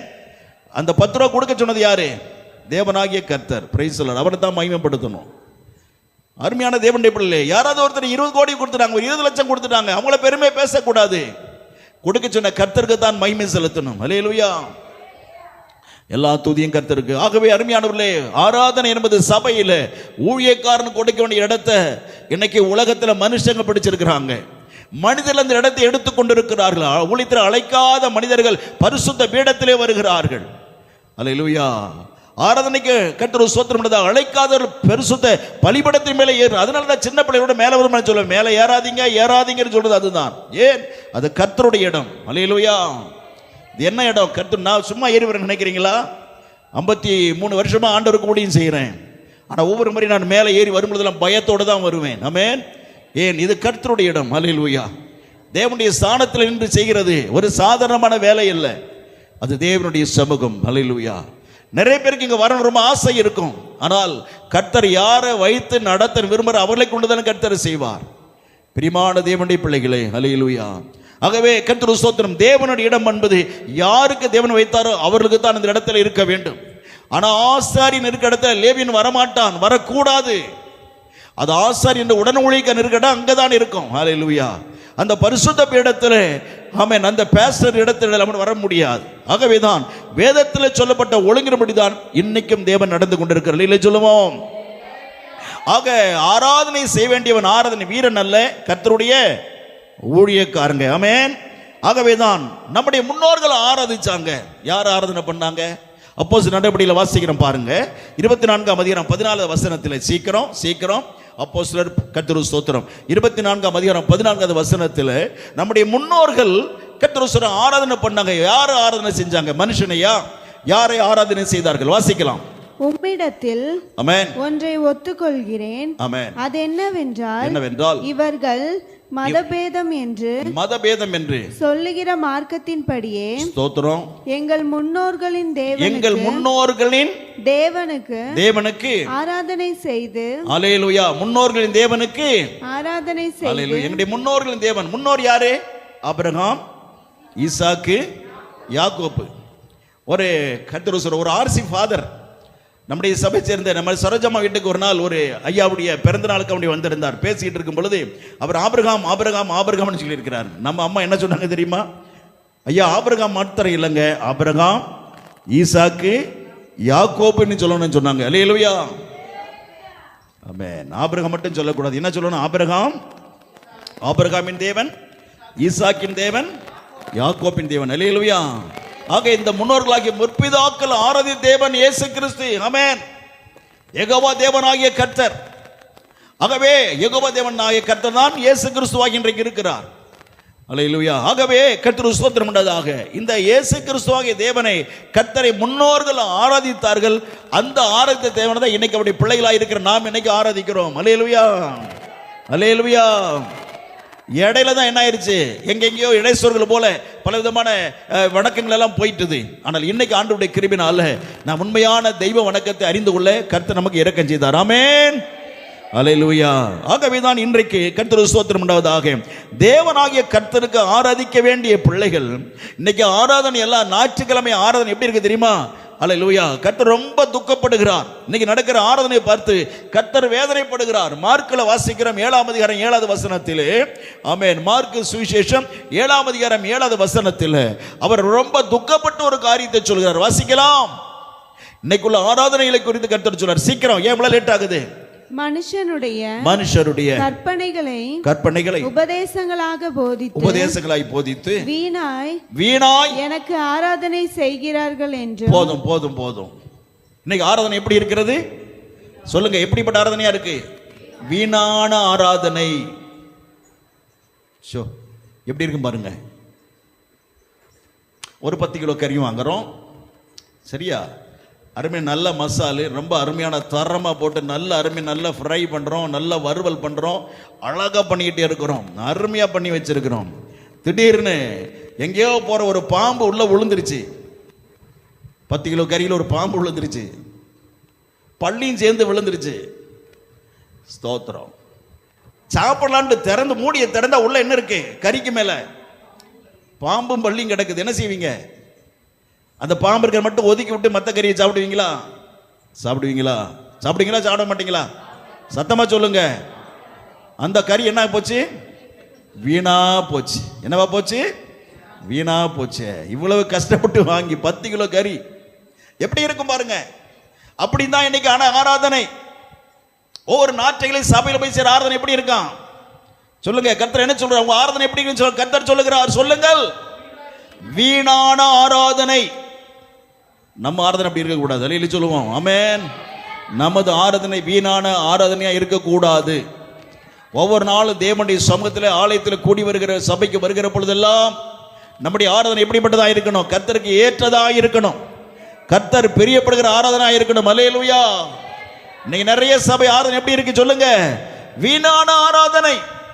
அங்க பிரசங்கமே கிடையாது. அப்படியே ஏதாவது ஒரு 5 நிமிஷம் 10 நிமிஷம் அந்த பாஸ்டர் பிரசங்கிச்சா சபைக்கு போயிட்டு இருந்தீங்களா? ஓ, நாங்க போயிட்டோம், நேரத்தில் போயிட்டு நேரத்தில் வந்துட்டோமே. எப்பயோ போட்டோம், ஏன் நேரத்தில் போனோம், சீக்கிரமா வந்துட்டோம். அப்ப என்ன பிரசங்க கேட்டீங்க? என்ன சொன்னாரு பாஸ்டர்? அப்படி பக்கத்தில் இருக்க கேட்கறது தெரியலங்க. எங்க பாஸ்டர் என்ன பிரசங்கம் பண்ணாருன்னு தெரியல. அப்ப சபைக்கு எதுக்கு போனீங்க? நம்ம ஊர்ல அப்படி நடக்குது. நம்ம ஊர்ல அப்படி நடக்கிறது. சபைக்கு போயிட்டு வர்றாங்க, என்ன பிரசங்கம் பண்ணாங்க உங்க பாஸ்டர் அப்படின்னு கேட்டா என்ன சொல்றாங்க? உதட்ட பெதுக்குறாங்க. புரியல, என்ன பேசுனாங்கன்னே தெரியல. ஏன்? அது பரிசுத்தம் பேசினா தானே தெரியும். அப்ப தேவ ஆவினர் பேசும் பொழுதுதான் நடக்கும். ஏன்? அப்ப அந்த ஆராதனை எப்படிப்பட்ட ஆராதனை சொல்லுங்க? என்ன ஆராதனை அது? வீணான ஆராதனை. அதான் ரொம்ப துக்கமா இருக்கு, ரொம்ப துக்கமா இருக்கு. பரிசுத்தமான ஆராதனைக்கு வராம நிறைய பேர் அங்கேயும் சுத்திட்டு இருக்காங்க. இன்னும் சிலரை பார்த்தா உண்மையான தெய்வத்தையே அறியாம போயிட்டு இருக்காங்க. கோடி கோடியாய் ஜனங்கள், ஆயிரம் மக்கள் போறதை பார்த்து மிகுந்த வேதனையா இருக்கிறது. ரொம்ப கண்ணீரோடு ஜெபிக்கணும். ஆண்டவரே, வீணானதுக்கு ஆராதனை பண்றாங்களே, வீணாய் ஆராதனை செய்கிறார்களே. கிறிஸ்தவங்களை செய்யற ஆராதனையும் வீணா இருக்கு. சபைக்கு போய் ஜனங்க கிறிஸ்தவங்க ஆராதனையும் வீணா இருக்கு. கர்த்தரை அறியாம போய் ஜனங்க வணங்குற வணக்கமோ வீணாய் போகிறது. ஆண்டவரே, எவ்வளவு துக்கமா இருக்குது. ஸ்தோத்திரம். அல்லேலூயா. 10 கிலோ கறிய கீழே கொட்டினா எப்படி இருக்கு சொல்லுங்க? ஆமென். பாம்பு விழுந்த பள்ளி விழுந்த கறிய கீழே கொட்டினா எப்படி இருக்கும்? அவ்வளவு அங்கலாய்ப்பா இருக்கும். அப்படித்தான் இன்னைக்கு கிறிஸ்தவ வாழ்க்கை. நம்முடைய வாழ்க்கை அவிதமாகத்தான் இருக்கிறது. நம்முடைய ஆராதனை வீணா இருக்கக்கூடாது. அல்லேலூயா. ஆமென். எப்படிப்பட்ட ஆராதனையா இருக்கணும்? கர்த்தருக்கு பிரியமான ஆராதனை. சத்தமா சொல்லுங்க, என்ன ஆராதனை? தேவனுக்கு பிரியமான ஆராதனையா இருக்கணும். பிசாசு உள்ள புகுந்து எல்லாம் கெடுத்துக்கிட்டு இருக்கிறான். எல்லாத்தையும் கெடுத்து நாசமாக்கி கொண்டிருக்கிற ஒரு பொல்லாத காலத்திலே வாழ்ந்து கொண்டிருக்கிறோம். வீணாய் நம்முடைய ஆராதனை போகக்கூடாது. நாம் ஜெபிக்கிற ஜெபம் வீணாய் போகக்கூடாது. அல்லேலூயா. நாம் படுகிற பிரயாச வீணாய் போகக்கூடாது. கர்த்தருக்கிற வைராக்கியம் வீணாய் போய்விடக்கூடாது. நம்முடைய விசுவாசம் வீணாய் போகக்கூடாது. நம்ம எடுத்த ஞானஸ்நானம் வீணாய் போகக்கூடாது. பெற்றுக்கொண்ட அபிஷேகம் வீணாய் போய்விடக்கூடாது. பேசுகிற அந்நிய பாஷை வீணாய் போய்விடக்கூடாது. நம்ம சொன்ன தரிசனங்கள் வீணாய் போய்விடக்கூடாது. நம்முடைய வாழ்க்கை, வாழ்கிற வாழ்க்கை வீணாய் போகக்கூடாது. கர்த்தருடைய பிள்ளையே, எல்லாம் பிரயோஜனமுள்ளதாய் காணப்பட வேண்டும். ஒரு மகிமையுள்ளதாய் காணப்பட வேண்டும். தேவ ஆவியானவர் இல்லாத ஒரு வாழ்க்கை இல்லை. பரிசுத்த ஆவி நமக்குள்ள இல்லாத வாழ்கிற வாழ்க்கை ஒரு வாழ்க்கையே கிடையாது. பரிசுத்த ஆவியில நிறைந்து வாழ்கிற ஒரு வாழ்க்கை வாழ தேவன் நமக்கு கிருபை செய்வாராக. அல்லேலூயா. ஆமென். வீணான ஆராதனை நிறைய பேர் பண்றாங்க. இங்கேயும் பாருங்க, நிறைய பேர் என்ன ஆராதனை பண்றாங்களாம். என்ன ஆராதனைக்கு பண்றாங்க? அப்போஸ்தலர் நடபடியில் வாசிக்கிறோம் 7ஆம் அதிகாரம் 42 43 வசனங்களில். அப்போஸ்தலர் 7ஆம் அதிகாரம். ஆமென். கர்த்தருக்கு ஸ்தோத்திரம். இங்க பாருங்க எப்படி ஆராதனை பண்றாங்களாம். வாசிக்கலாம். 42 43 ஆகிய 2 வசனங்கள் 7ஆம் அதிகாரம். அப்பொழுது தேவன் அவர்களை விட்டு என்ன செஞ்சிட்டாரு? விலகி. ஏன் விலகினாரு? பாருங்க, கர்த்தரை கொண்டு விலகிட்டாரு. சரி, என்னன்னு கீழே பார்க்கலாம். வான சேனைகளுக்கு ஆராதனை செய்ய அவர்களை ஒப்பு கொடுத்தார். கர்த்தரை விலகிட்டார். ஏன்? பரிசுத்தன் விலகிட்டார். சபை விட்டு தேவன் விலகி போயிட்டாருங்க. சபையிலிருந்து பரிசுத்தன் என்ன செஞ்சிட்டாரு? இப்ப நான் சொன்ன இல்லையா, ஆவியானவர் விலகி போயிட்டாருன்னு சொல்லுது. அதெல்லாம் எப்படிங்க நினைக்கலாம்? இப்ப பைபிளை வாசிக்கிறோம் இல்லையா? அப்பொழுது கர்த்தருடைய தேவன் அவர்களை விட்டு விலகி வானத்தின் சேனைகளுக்கு ஆராதனை செய்ய கர்த்தர் அவர்களை ஒப்பு கொடுத்தார். வான சேனை. வானத்தில் என்ன சேனை இருக்கு? டக் டக்குன்னு சீக்கிரம் சொல்லுங்க பார்க்கலாம். வானத்தில் என்னென்ன சேனை இருக்கு? வானத்தில் ஐயா சத்தமா சொல்லுங்க. வானத்தில் என்னென்ன இருக்கு? வானமண்டல பொல்லாத ஆவிகள் இருக்கு. அப்புறம் அந்தகார லோகாதிபதி. அப்புறம் ஆகாய மண்டல வலுசர் மேல உலகத்தில் பூமியில் இருக்குமா. இந்த 3 சாத்தான் கூட்டம் மேல வானத்தில் 1000 இருக்கு. அப்புறம் என்ன பண்றாங்க? சூரியன் இருக்கு. அப்புறம் என்ன இருக்கு? சூரிய நமஸ்காரம் பண்றாங்கல்ல. என்ன பண்றாங்க? சூரிய நமஸ்காரம், சூரிய வணங்குறது, சந்திரனை வணங்குறது, ஸ்தோத்திரம், லூனார் அப்படின்னு சொல்லுகிற சந்திரனை வணங்குறது, பிறகு நட்சத்திரங்களை வணங்குகிறது, அப்புறம் கிரகங்களை வணங்குகிறது, சரிதானா? வானத்தில் பறக்கிற கழுகுகளை வணங்குகிறது. பாருங்க எத்தனை வணக்கம் இருக்குது. அப்போ வான சேனைகள் எல்லாம், ஸ்தோத்திரம், இந்த வான சேனைகளை தேவனை கர்த்தரை விட்டு விலகி எங்க வணங்குறாங்க சொல்லுங்க? வான சேனையை வணங்குகிறார்கள், சூரிய நமஸ்காரம் பண்ணுகிறார்கள், ஸ்தோத்திரம். ஆக இவ்விதமான ஒரு பெரிய துக்கம். சரி, கீழே வாசிக்கலாம். அதை குறித்து ஆமென். இஸ்ரவேல் வம்சத்தாரே, இஸ்ரவேல் வம்சத்தாரே, நீங்கள் வனாந்தரத்தில் இருந்த 40 வருஷ காலமாய் காணிக்கைகளையும், ஆமென், காணிக்கைகளையும் பலிகளையும் எனக்கு செலுத்தினீர்கள். ஆமா, எனக்கு தானே கொடுத்தீங்க. கர்த்தர் கேட்கிறார், 40 வருஷமா வனாந்தரத்தை கொண்டு வந்தேன், கறி கேட்டீங்க கறி தந்தேன், தண்ணி கேட்டீங்க தண்ணி கொடுத்தேன், அப்பம் கேட்டீங்க அப்பம் தந்தேன், சாப்பாடு கேட்டீங்க சாப்பாடு கொடுத்தேன். அல்லேலூயா. நீங்க கேட்டதெல்லாம் கொடுத்து 40 வருஷமா கூட்டி கொண்டு வந்த பாலைவனத்துல உங்களை நடத்தி கொண்டு வந்த, குறைவில்லாம கொண்டு வந்தேன். நீங்க கேட்டதெல்லாம் கொடுத்து அன்னைக்கு என்னை வணங்கினீங்க தானே சொல்றாரு பாருங்க ஆண்டவர். அப்புறம் என்ன சொல்றாரு? பணிந்து கொள்ளும்படி, ஆமா, நீங்கள் உண்டாக்கின, இப்போ என்னை பணிந்து கொள்ளாமல் நீங்க இந்த உங்களை 40 வருஷமா செங்கடலை பிளந்தெல்லாம் கூட்டிக்கிட்டு வந்த செங்கடலை பார்வோன் துரத்தும் பொழுது, ஆமென், உங்களை பத்திரமா கொண்டு சேர்த்து பார்வோனுடைய சேனையை உங்களை பத்திரமா கொண்டு வந்து அதே கடலை அமிழ்த்தி எல்லாத்தையும் கொண்டு நாசம் பண்ணி போட்டேன். உங்களை இவ்வளவு நல்ல காரியங்களை செய்து கொண்டு வந்த என்ன விட்டுட்டு நீங்க வணக்கத்துக்காக ஆராதனைக்காக நீங்க பண்ணின சொரூபங்களாகிய சிலைகளை உண்டு பண்ணினீங்க. என்ன பண்ணினீங்க? ஆமென். அப்ப இயேசு கிறிஸ்து சிலை இருந்துச்சா? பண்ணறாங்களா? இல்ல. கர்த்தருக்கு சிலை இல்ல. இப்ப என்ன பண்றாங்க? தங்களுக்காக வணங்குவதற்கு ஒரு சிலைகளை உண்டு பண்றாங்க. அப்புறம் மோலோக் என்று சொல்லுகிற விக்கிரகத்தை உருவாக்கினார்கள். உங்கள் தேவனாகிய ரெம்பான் என்னும் நட்சத்திர சொரூபத்தையும் சுமந்தீர்களே. பாத்தீங்களா? பாருங்க எப்படிப்பட்ட விக்கிரகங்களை பண்ணாங்க. கர்த்தர் எவ்வளவு துக்கப்படுகிறார். வானத்தின் சேனைகளை ஆராதித்தார்கள். வானத்தின் சேனையில தூதர்களை ஆராதிக்கிறார்கள். வானத்தின் சேனையான தூதர்கள், தள்ளப்பட்ட தூதன், பரலோகத்திற்கு கர்த்தர் விரட்டி அடிக்கப்பட்ட தூதன். ஆமென். அந்த தூதனுக்காகத்தான் கர்த்தர் என்ன செஞ்சார்? நரகத்தை உருவாக்கினார். தெரியுமா? நமக்காக, மனுஷனுக்காக நரகத்தை கர்த்தர் உருவாக்கல. உலகத்தில் ஆண்கள் பெண்கள் இருக்கிற ஒருவருக்கு நரகத்தை உருவாக்கல. நமக்காக உருவாக்கினது பரலோகம். அல்லேலூயா, அல்லேலூயா. ஆனா நாம என்ன பண்றோம்? நம்ம நடத்தி வந்த தேவனை, நம்ம ரட்சிக்க வந்த கர்த்தரை, நமக்காக நார்நாரா கிழித்து ரத்த சிந்தி மரித்து அடக்கம் செய்யப்பட்டு உயிரோடு இருந்த இயேசு கிறிஸ்துவ தேவனை, பாவங்களை மன்னித்த தேவனாக இயேசு கிறிஸ்துவை, நம்முடைய சாபத்தின் விடுவித்த தேவனாக இயேசு கிறிஸ்துவை, நமக்கு சோறு கொடுத்த கர்த்தரை, சுகம் கொடுத்த தேவனாய் கர்த்தரை விட்டு சிலைகளை உருவாக்கிட்டாங்க. விக்கிரக வழிபாடு. அல்லேலூயா. விக்கிரக வணக்கங்கள். ஆமென். நீ நிறைய கர்த்தர் ஸ்தோத்திரம், அல்லேலூயா, திருவிழாக்கள் நடக்கிறது. எங்க? கிறிஸ்தவ சபைகளுக்குள்ள நிறைய பெரும் பெருவிழாக்கள், தீர்க்க தரிசன திருவிழாக்கள். பாருங்க, திருவிழா எங்க வந்துருச்சு? சபைக்குள்ள வந்துருச்சு திருவிழா. திருவிழா முதல்ல எங்க இருந்துச்சு? வெளியே. இப்ப திருவிழா எங்க வந்துருச்சு சொல்லுங்க? எங்க வந்துருச்சு? சபைக்குள்ள வந்துருச்சு. விக்கிரக வழிபாடு. அங்க தேவனை ஆராதிக்கவில்லை. பரிசுத்த தேவனாய் கர்த்தரை ஆராதிக்கவில்லை. பரிசுத்த இருதயத்தோடு கர்த்தரை ஆராதிக்கவில்லை. ஸ்தோத்திரம், அல்லேலூயா. எல்லாவற்றிலும் அல்லேலூயா ஒரு மயக்கத்தோடு வாழ்ந்து கொண்டிருக்கிறார்கள். ஒரு விக்கிரக வழிபாட்டுகளை நீங்க ஆராதனை செய்து கொண்டிருக்கிறார்கள். கர்த்தருடைய பிள்ளையே, உங்களை நடத்தி வந்த என்னை நீங்க விட்டு நீங்க பணிந்து கொள்வதற்காக, ஆராதனை நடத்துவதற்காக நீங்க உங்களுக்காக எத்தனையோ பண்ணிக்கிட்டீங்க, எதையோ உருவாக்கிட்டீங்கன்னு சொல்றார். வானசேனை. என்ன வானசேனை? கொலைசில வாசிக்கிறோம் 1:19. யார் இந்த வானசேனைகள்? வாசிக்கலாம். வானசேனை என்றால் யாரை குறிக்கிறது? வாசிப்போம். கொலைசியர் 2:19. சீக்கிரம். அல்லேலூயா. கர்த்தர் மகிமைப்பட்டதாக. ஆமென். தேவ தூதர்களுக்கு செய்யும் ஆராதனையிலும் விருப்பம் கொண்டு. போதும், கீழே நிறைய இருக்கு, வாசிக்க வேண்டாம். நமக்கு தேவை ஒரு பாயிண்ட். தேவ தூதர்களுக்கு செய்யும் ஆராதனையிலும் விருப்பம் கொண்டார்கள். தேவதூதன் யாரு? யாருங்க தேவதூதன்? என்ன எல்லாம் யாரும் பேச மாட்டீங்களா? சொல்லுங்க. பரலோகத்தில் 3 தூதர் கூட்டம் இருக்கு. நல்லா கவனிங்க. பரலோகத்தில் 3 தூதர்கள். Number 1 Lucifer. அவன் தலைமையில கோடி கோடியான தூதர்கள் பரலோகத்தில் இருக்கிறாங்க. அவன் வேலை என்ன தெரியுமா? கர்த்தரை ஆராதனை நடத்தணும்.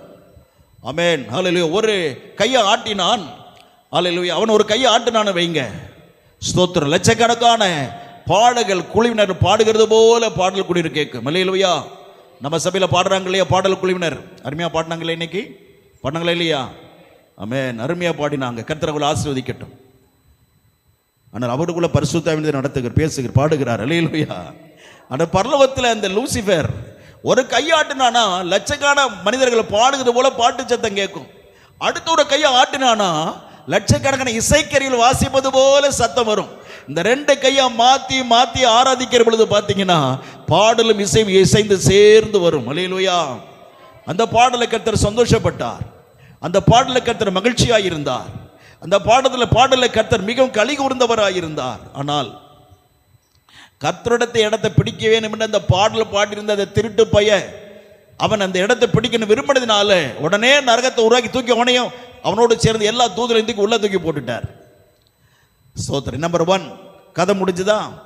நம்பர் 2 ஸ்தோத்திரம், மிக்காவேல் என்று சொல்லுகிற ஒரு தூதன், மைக்கேல் அப்படின்னு ஆங்கிலத்தில் சொல்லுவாங்க.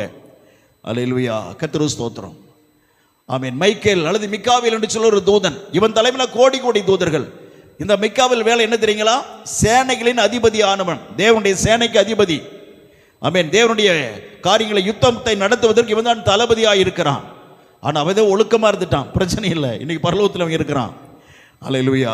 அடுத்ததாக ஒருவன் இருக்கிறான், Gabriel. He is a postman. He was a postman. அவன் அன்னைக்கு போஸ்ட்மேனாக இருந்தான், இன்னைக்கும் போஸ்ட்மேன் வேலை தான் அந்த காபிரியேல் செய்து கொண்டிருக்கிறார். இயேசு கிறிஸ்து உலகத்தில் பிறக்கும் பொழுது அவருக்கு போய் இயேசு கிறிஸ்து பிறப்பார் என்று மரியாதை பேசினது யாரு? காபிரியேல் தூதன். அல்லேலூயா.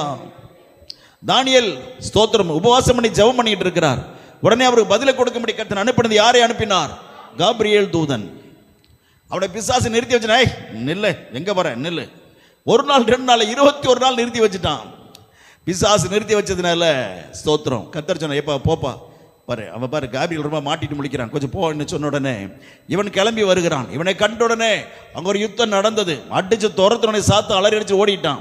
பிறகு கூடையே வந்து தானியேலுக்கு அந்த ஜெபத்துடைய ஆசீர்வாதமான பதிலை கொடுத்துட்டு அவன் சொல்றான், காபிரியேல் இந்த மாதிரி ஆயிடுச்சுப்பா, மிக்கேல் வந்து எனக்கு துணையா வந்தல, நான் உன்னை அன்னைக்கே முதல் நாள் ஜெபத்திலே வந்துட்டுப்பேன். அன்னைக்கே கர்த்தர் பதிலை கொடுத்துட்டாரு. 21 நாள் அந்த பிசாசினை தடுத்து நிறுத்திட்டான், வர முடியல இந்தா என்று சொல்லி பதிலை கொடுத்து போனான். அல்லேலூயா. ஆமென். தானியேல் 10ஆம் அதிகாரத்தில் வாசிக்கிறோம். பிரியமான தேவனுடைய பிள்ளைகளே, கர்த்தருக்கு ஸ்தோத்திரம். ஆக இப்படி 3 தூதர் கூட்டங்கள் மேல இருந்துச்சு. இன்னைக்கு இந்த ஆராதனை என்கிற புது முறையை கற்றுக் கொடுத்தான் ஒரு கிறுக்கன் கேனையன், தஞ்சாவூர் சேர்ந்த ஒரு பைத்தியக்காரன். அவன் நினைச்சுக்கிட்டு இருந்தான் நான் பரிசுத்தமான நிலையில ஊழியம் செய்யறேன். நிறைய பேர் நினைச்சிட்டு இருக்கான், அவனை பின்பற்றுகிறார்கள். ஆமென். அந்த மனிதனுக்கு ஒரு சபை கிடையாது. ஸ்தோத்திரம். இப்படி நிறைய முகாம்களை நடத்துவான், நிறைய கேம்ப்ல நடத்திட்டு இருப்பான். அந்த மனுஷனுடைய பேச்சை நிறைய பேர் கேட்டு நடந்துட்டு இருக்காங்க. நிறைய ஊழியக்காரன் வீணா போனாங்க. ஆமென். அவனுக்கு முன்னாக ஒரு சத்துருடைய ஆவி அவனுக்குள்ள கிரியை செய்து கொண்டிருப்பதை நிறைய பேர் அறிவதில்லை. ஆகவே அவன் என்னென்னமோ பேசிட்டு இருப்பான், பரிசுத்தாவின் கூட தப்பு தப்பா பேசுவான். இந்த பரிசுத்த இடத்துல நான் சொல்ல முடியாது, அவ்வளவு அருவருப்பான நடந்து கொள்வன் அந்த மனிதன். ஒரு செய்கையிலேயே நடத்தி காட்டினான், அவ்வளவு அருவருப்பு. பரிசுத்த ஆவியானவர் மகிமையுள்ள ஆவியானவர் குறித்து அவ்வளவு கேவலப்படுத்தி அந்த மனுஷன் செய்தான். அவன் தான் இந்த ஆராதனை என்கிற ஆராதனை வீரன், ஆராதனை தலைவன் என்பதை உலகத்தில் கொண்டு அறிமுகப்படுத்தின அந்த பொல்லாத மனுஷன். ஆகவே இன்றைக்கு அன்பான தேவனுடைய பிள்ளைகளே, இன்னைக்கு விதமான சபை என்கிற ஒரு பரிசுத்தமான நிலையிலிருந்து சபை வழி தவறி போய் கொண்டிருக்கிறது, சபை விலகி போய் கொண்டிருக்கிறது. ஸ்தோத்திரம். அல்லேலூயா. ஆமென். சபையை வழிதவற பண்ண என்ன அவ்வளவு பண்ணிக்கிட்டு இருக்கிறான். இப்படி வழிதவற பண்ணும் பொழுது இப்ப என்ன நடக்கிறது? ஸ்தோத்திரம். அல்லேலூயா. கர்த்தருக்கு ஸ்தோத்திரம். சகோதரிமார்கள் தான் நேசித்த கணவனை, தான் அந்த கணவன் மூலமாக பெற்றுக்கொண்ட பிள்ளைகளை விட்டு வேறொருவனோடு கூட உறவு கொள்ளுகிற அல்லது திருமணம் செய்து போகிற ஒரு பெரிய மோசமான செயல்பாடு இன்னைக்கு ஆரம்பித்திருக்கிற சபைகளுக்குள்ளே. சபைக்குள்ள சகோதரன்மார்கள் தன் நேசித்த அருமையான மனைவியை விட்டு விட்டு வேறொரு பெண்ணோடு வாழ்க்கை நடத்த போகும்படி இன்னைக்கு நிறைய சபையில் ஆரம்பித்திருக்கிறார்கள். சபையில் உள்ள வாலிப பெண்கள் வீணா கெட்டு போறாங்க. பெண்ணோடு பெண்ணு, ஆணோடு ஆண் என்று உறவுல வைத்து போகிற ஒரு மோசமான செயல்கள் இன்னைக்கு கிறிஸ்தவ சபைக்குள்ளே ஆரம்பித்திருக்கிறது. இன்னைக்கு பள்ளிக்கூடத்தில் பாடங்கள் வெளிநாடுகள் எல்லாம் அப்படி ஆரம்பித்திருக்கிறது. நாம் நம்முடைய பிள்ளைகளை ஒரு கட்டுப்பாடோடு வளர்த்த வேண்டும். அல்லேலூயா, அல்லேலூயா. நம்முடைய பிள்ளைகளை சிறு பிராயம் முதல் ஒழுக்கத்திலே வளர்க்கணும். சிறு பிராயம் முதல் கட்டுப்பாட்டில் வளர்க்க வேண்டும். அல்லேலூயா. ஒரு ஆணுக்கு ஒரு பெண்ணு, ஒரு பெண்ணுக்கு ஒரு ஆண், அவ்வளவுதான். ஆனா ஆணோடு ஆண், பெண்ணோடு பெண் வாழ்கிற ஒரு மோசமான அருவருப்பு இன்னைக்கு மாறி இருக்கிறது. ஆமென். கடந்த 2 மாசம் முன்னால் ஒரு காரியம் கிறிஸ்துவில் நடந்தது. என்ன தெரியுமா? 8வது படிக்கிற ஒரு பெண்ணுங்க, 2 பிள்ளைங்க. ஆமென். 2 பெண் பிள்ளைங்க சேர்ந்து பள்ளிக்கூடத்திலே அக்கிரமம் பண்ணினாங்க, அசிங்கம் பண்ணினாங்க. ஆமென். பெண்ணோடு பெண் செய்யற அருவருப்பை பள்ளிக்கூடத்திலே கிளாஸ் ரூம்லயே பண்ணாங்க. கையங்களமா பிடிச்சாங்க. 2 பேரும் டிசி கொடுத்து ஸ்கூலை விட்டு ஓடி போங்கன்னு துரத்தி விட்டாங்க. ஸ்தோத்திரம். எத்தனை அருவருப்பு, எவ்வளவு அருவருப்பு! எங்கில? நம்ம பக்கத்தில் மாவட்டத்தில் கிருஷ்ணகிரியில் விதமான காரியங்கள் நடந்திருக்கிறது. 2 மாதம் முன்பதாக தேவனுடைய பிள்ளையை 8வது படிக்கிற பிள்ளைகள், பெண் பிள்ளைகள், எவ்வளவு அருவருப்பு தேசத்திலே பரவி கொண்டு போகிறது. பிள்ளைகளை குறித்து எச்சரிக்கையா இருக்கணும். அல்லேலூயா. இதற்கெல்லாம் முதல் காரணம் தவறான ஆராதனை முறை.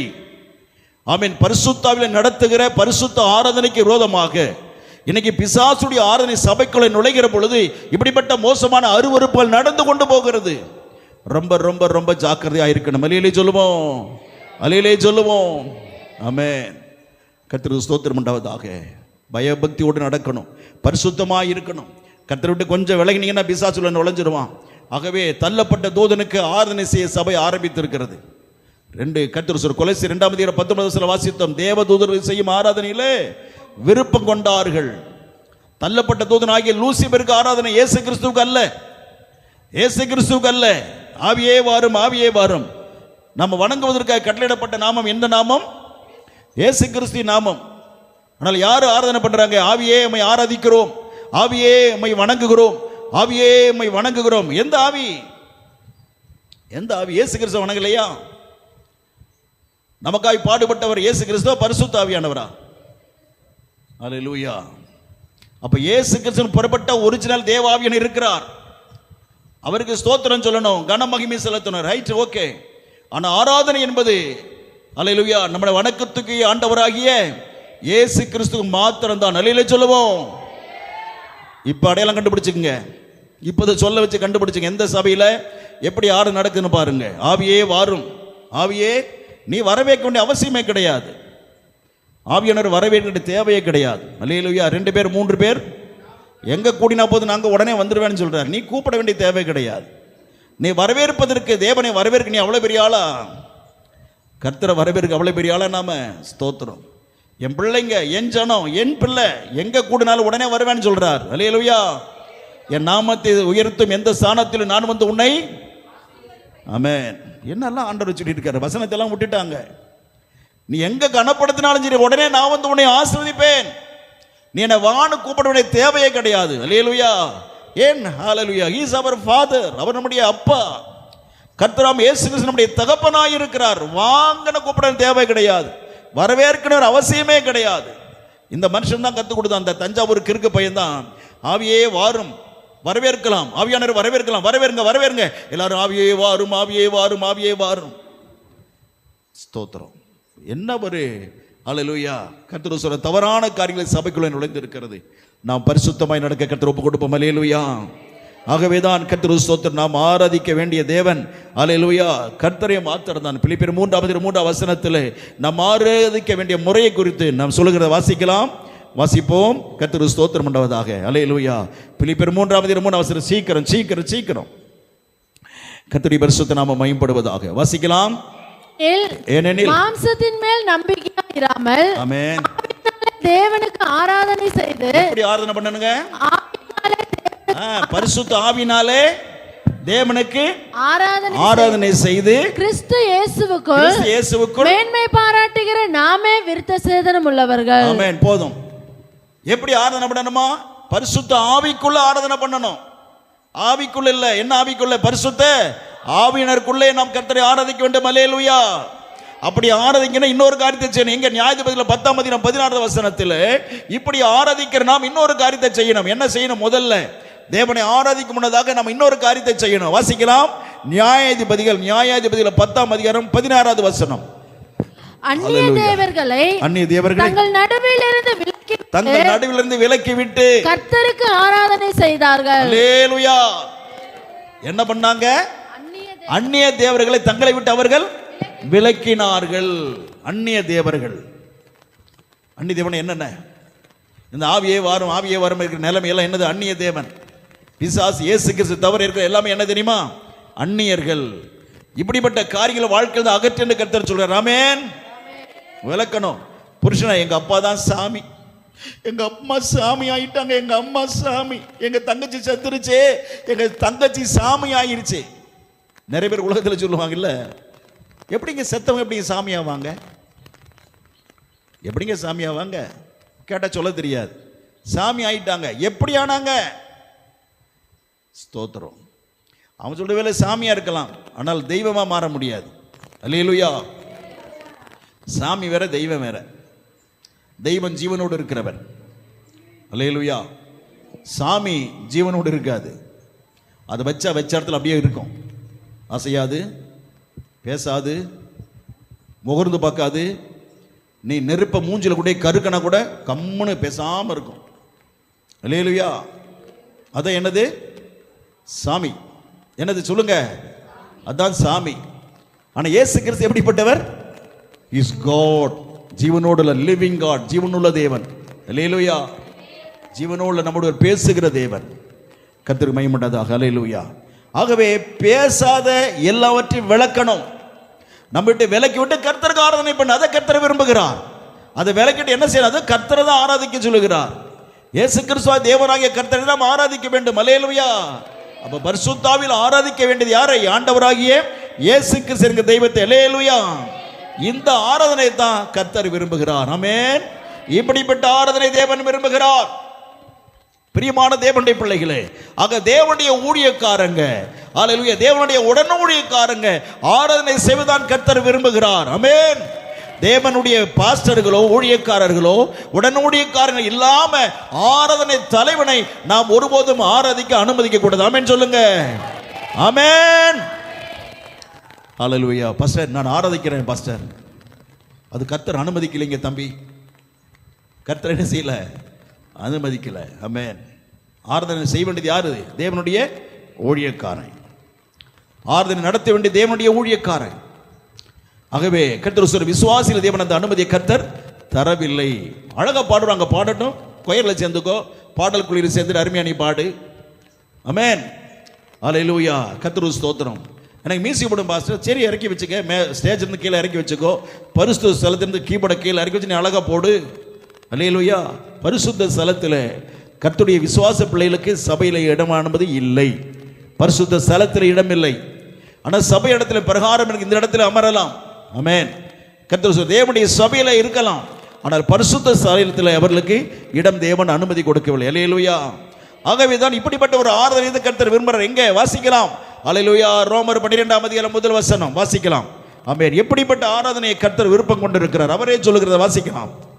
ஆமென். ரோமர் 12ஆம் அதிகாரம் முதல் வசனம். அப்படி இருக்க சகோதரரே, நீங்கள் உங்கள் சரீரங்களை பரிசுத்தமும் தேவனுக்கு பிரியமுமான, நீங்கள் உங்கள் சரீரம், நல்லா கவனிங்க, நல்லா கவனிங்க, எல்லாரும் கவனிங்க. நீங்கள் உங்கள் சரீரத்தை, உங்களோட உடம்பை, சரீரத்தை பரிசுத்தமும் தேவனுக்கு பிரியமுமான, தேவனுக்கு ஏற்ற ஜீவபலியாக, பிரியமுள்ள ஜீவபலியாக ஒப்புக்கொடுக்க வேண்டும் என்று தேவனுடைய இரக்கங்களை முன்னிட்டு உங்களை வேண்டிக் கொள்ளுகிறேன். இதுவே அல்லேலூயா. உங்கள் சரீரத்தை கர்த்தருக்கு ஒப்புக் கொடுக்கிறீங்களா? இதுவே நீங்கள் செய்யத்தக்க புத்தியுள்ள அல்லேலூயா சொல்லுவோம். அல்லேலூயா. இதுதான் புத்தியுள்ள ஆராதனை.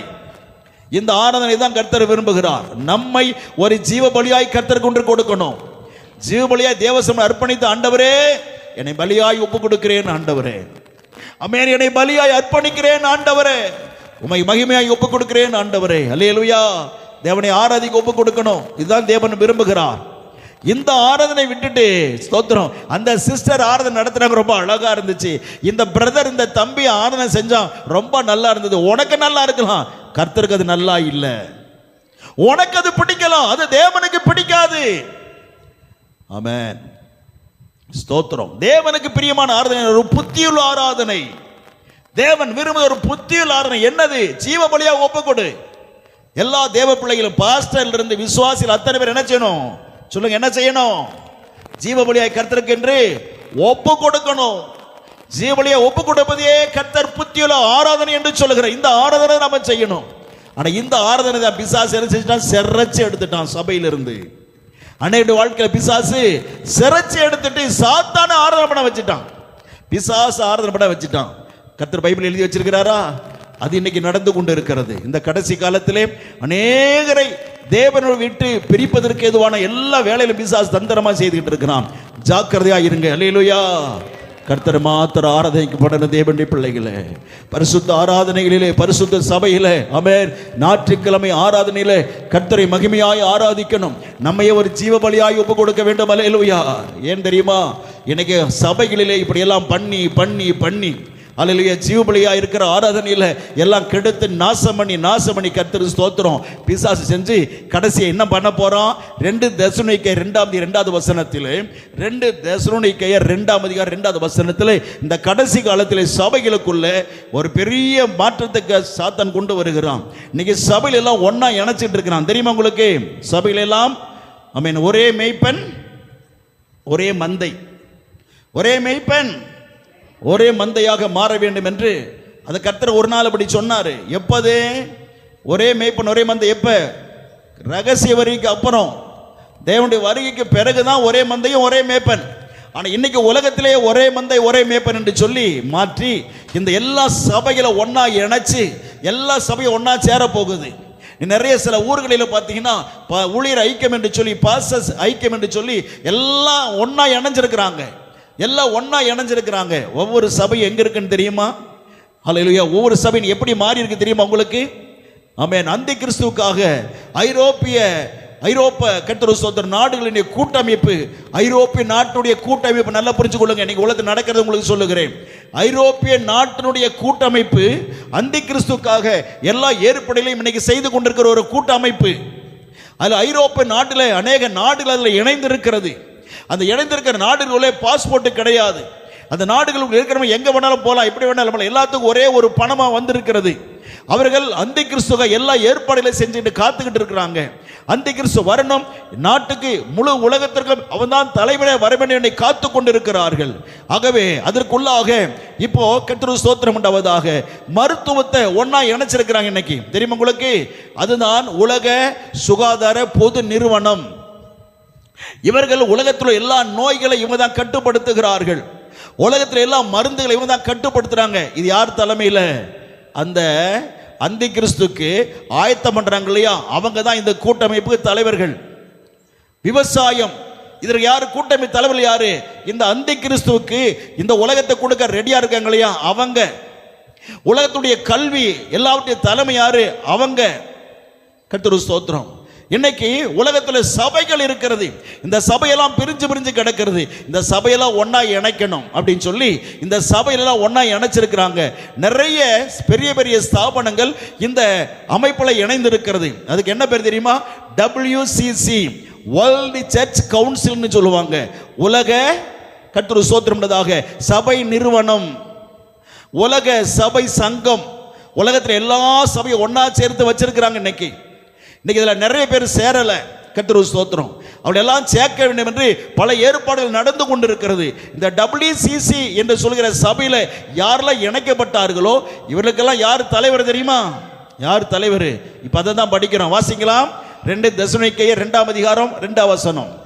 ஒரு ஆவியினாலாவது வார்த்தையினாலாவது எங்களிடத்திலிருந்து ஆமென் வந்ததாய் தோன்றுகிற ஸ்தோத்திரம் ஒரு நிருபத்தினாலாவது ஆமென் கிறிஸ்துவினுடைய நாள் ஹalleluya சமீபமாய் இருக்கிறதற்காக ஆமென் சொல்லப்பட்டால் உடனே சஞ்சலப்படாமலும். ஆமா. 4வது வசனம் 3 வாசிக்கலாம். மேலும் நாங்கள் கட்டளையிடுகிறோம். ஆமா, 2 வசனம். எவ்விதத்தினால் ஆகிலும் ஒருவனும் உங்களை மோசம்போக்காதபடிக்கு எச்சரிக்கையா இருங்கள். உலகத்தை நம்ம பார்த்து சொல்றாரு, யாரும் ஏமாந்து போயிடாதீங்க, ஜாக்கிரதையா இருங்க. ஏனெனில் விசுவாச துரோகம் முந்தி நேரிட்டு. விசுவாச துரோகம் என்ன? இயேசு கிறிஸ்துவா? அவன் சும்மா சாதாரண மனுஷன், விடுங்க. இயேசு கிறிஸ்துவ தெய்வமே கிடையாது. இயேசு கிறிஸ்து கன்னிமரியை வச்செல்லாம் பிறக்கவே கிடையாது. ஏங்க அப்படியெல்லாம் பிறக்க முடியுமா? இன்னைக்கு யாராவது பிறந்திருக்காங்களா? இல்லை அன்னைக்காவது பிறந்தாங்களா? கிடையாது. உலகத்துக்கு ஒரே ஒரு முறை தான் தெய்வம், ஒரே முறை தான் பாவ மன்னிப்புக்காக அவர் பாடுபடணும், உலகத்துக்கு வரணும், அவர் மரிக்கணும், அடக்கம் பண்ணப்பட உயிரோடு எழுந்து போகணும், பாடுபடணும். அதுக்காக ஒரே ஒரு முறை வருவார். ஒவ்வொரு முறையும் வந்து பாடுபட்டுக்கிட்டே இருப்பாரா? சொல்லுங்க. ஒவ்வொரு முறையும் பாடுபடுவாரே? இல்லை, ஒரே முறை பாடுபட்டால் போதும். அப்படி ரத்தம் அல்ல இன்னும் கோடி ஆண்டுகள் உலகம் இருந்தாலும் கூட அந்த கோடி ஆண்டுகளை வாழ்கிற மக்களுடைய பாவங்களை நீக்கிற இயேசு ரத்தம் வல்லமை உள்ளதாக இருக்கிறது. அல்லேலூயா. அப்ப இயேசுவை தெய்வம் இல்லைன்னு நிறைய பேர் நம்ப போறாங்க. விசுவாசி பாஸ்டர்களே சொல்ல போறாங்க. நிறைய பாஸ்டர் கர்த்தரை விட்டு விலகி போயிட்டாங்க தெரியுமா? நிறைய ஊழியக்காரன் கர்த்தரை விட்டு விலகி போயிட்டாங்க. அட ஓடரா, என்ன ஜெபம், இந்த ஜெபம் வேற, ஞாயிற்றுக்கிழமையா இது வேறையா, ஷோ நாட்டில் வேற, இது வேற, போய் பிரசங்கம் வேற பண்ணணுமா? நிறைய பாஸ்டர் சொல்றாங்க தெரியுமா உங்களுக்கு? பாஸ்டர் என்ன சொல்றாங்க? ஞாயிற்றுக்கிழமை இது வேறையா, ஓ ஞாயிற்றுக்கிழமை வேற வேற வேற வேற போய் வேற பிரசங்க வேற பண்ணணுமா? ஓ பா அப்படின்னு சலிச்சுக்கிற ஊழியக்காரங்க நிறைய இருக்கான். ஏன்? கர்த்தர் மேல விசுவாசம் கிடையாது. என் தேவன் என்று, அல்லேலூயா, என் ஆண்டவர் என்று பயப்படுகிற ஒரு பயனுக்கு ஊழியக்காரனுக்கு கிடையாது. சொல்லுங்க. விசுவாச துரோகம் முதல்ல நடக்கணும்னு சொல்றாரு. வந்துருச்சா? வந்துட்டு இருக்கு. சரி, கேட்டின் மகனாகிய பாவ மனுஷன் வெளிப்பட்டால் ஒழிய, கேட்டின் மனுஷன் யாரு? அதான் அந்தி கிறிஸ்து. ஆமென். அவன் வெளிப்பட்டால் அவன் வெளிப்படணும்னு சொல்றார். ஆனால் அவன் இன்னைக்கு வெளிப்படாம தடுத்துட்டு இருக்குது. 4ஆம் வசனத்தை படிக்கலாம். அவன் எதிர்த்து நிற்கிறவன் ஏற்பான். அந்த மனுஷன் அப்படிப்பட்ட பாவ மனுஷன். அவனுக்கு பேர் என்னது? சொல்லுங்க. என்ன மனுஷன்?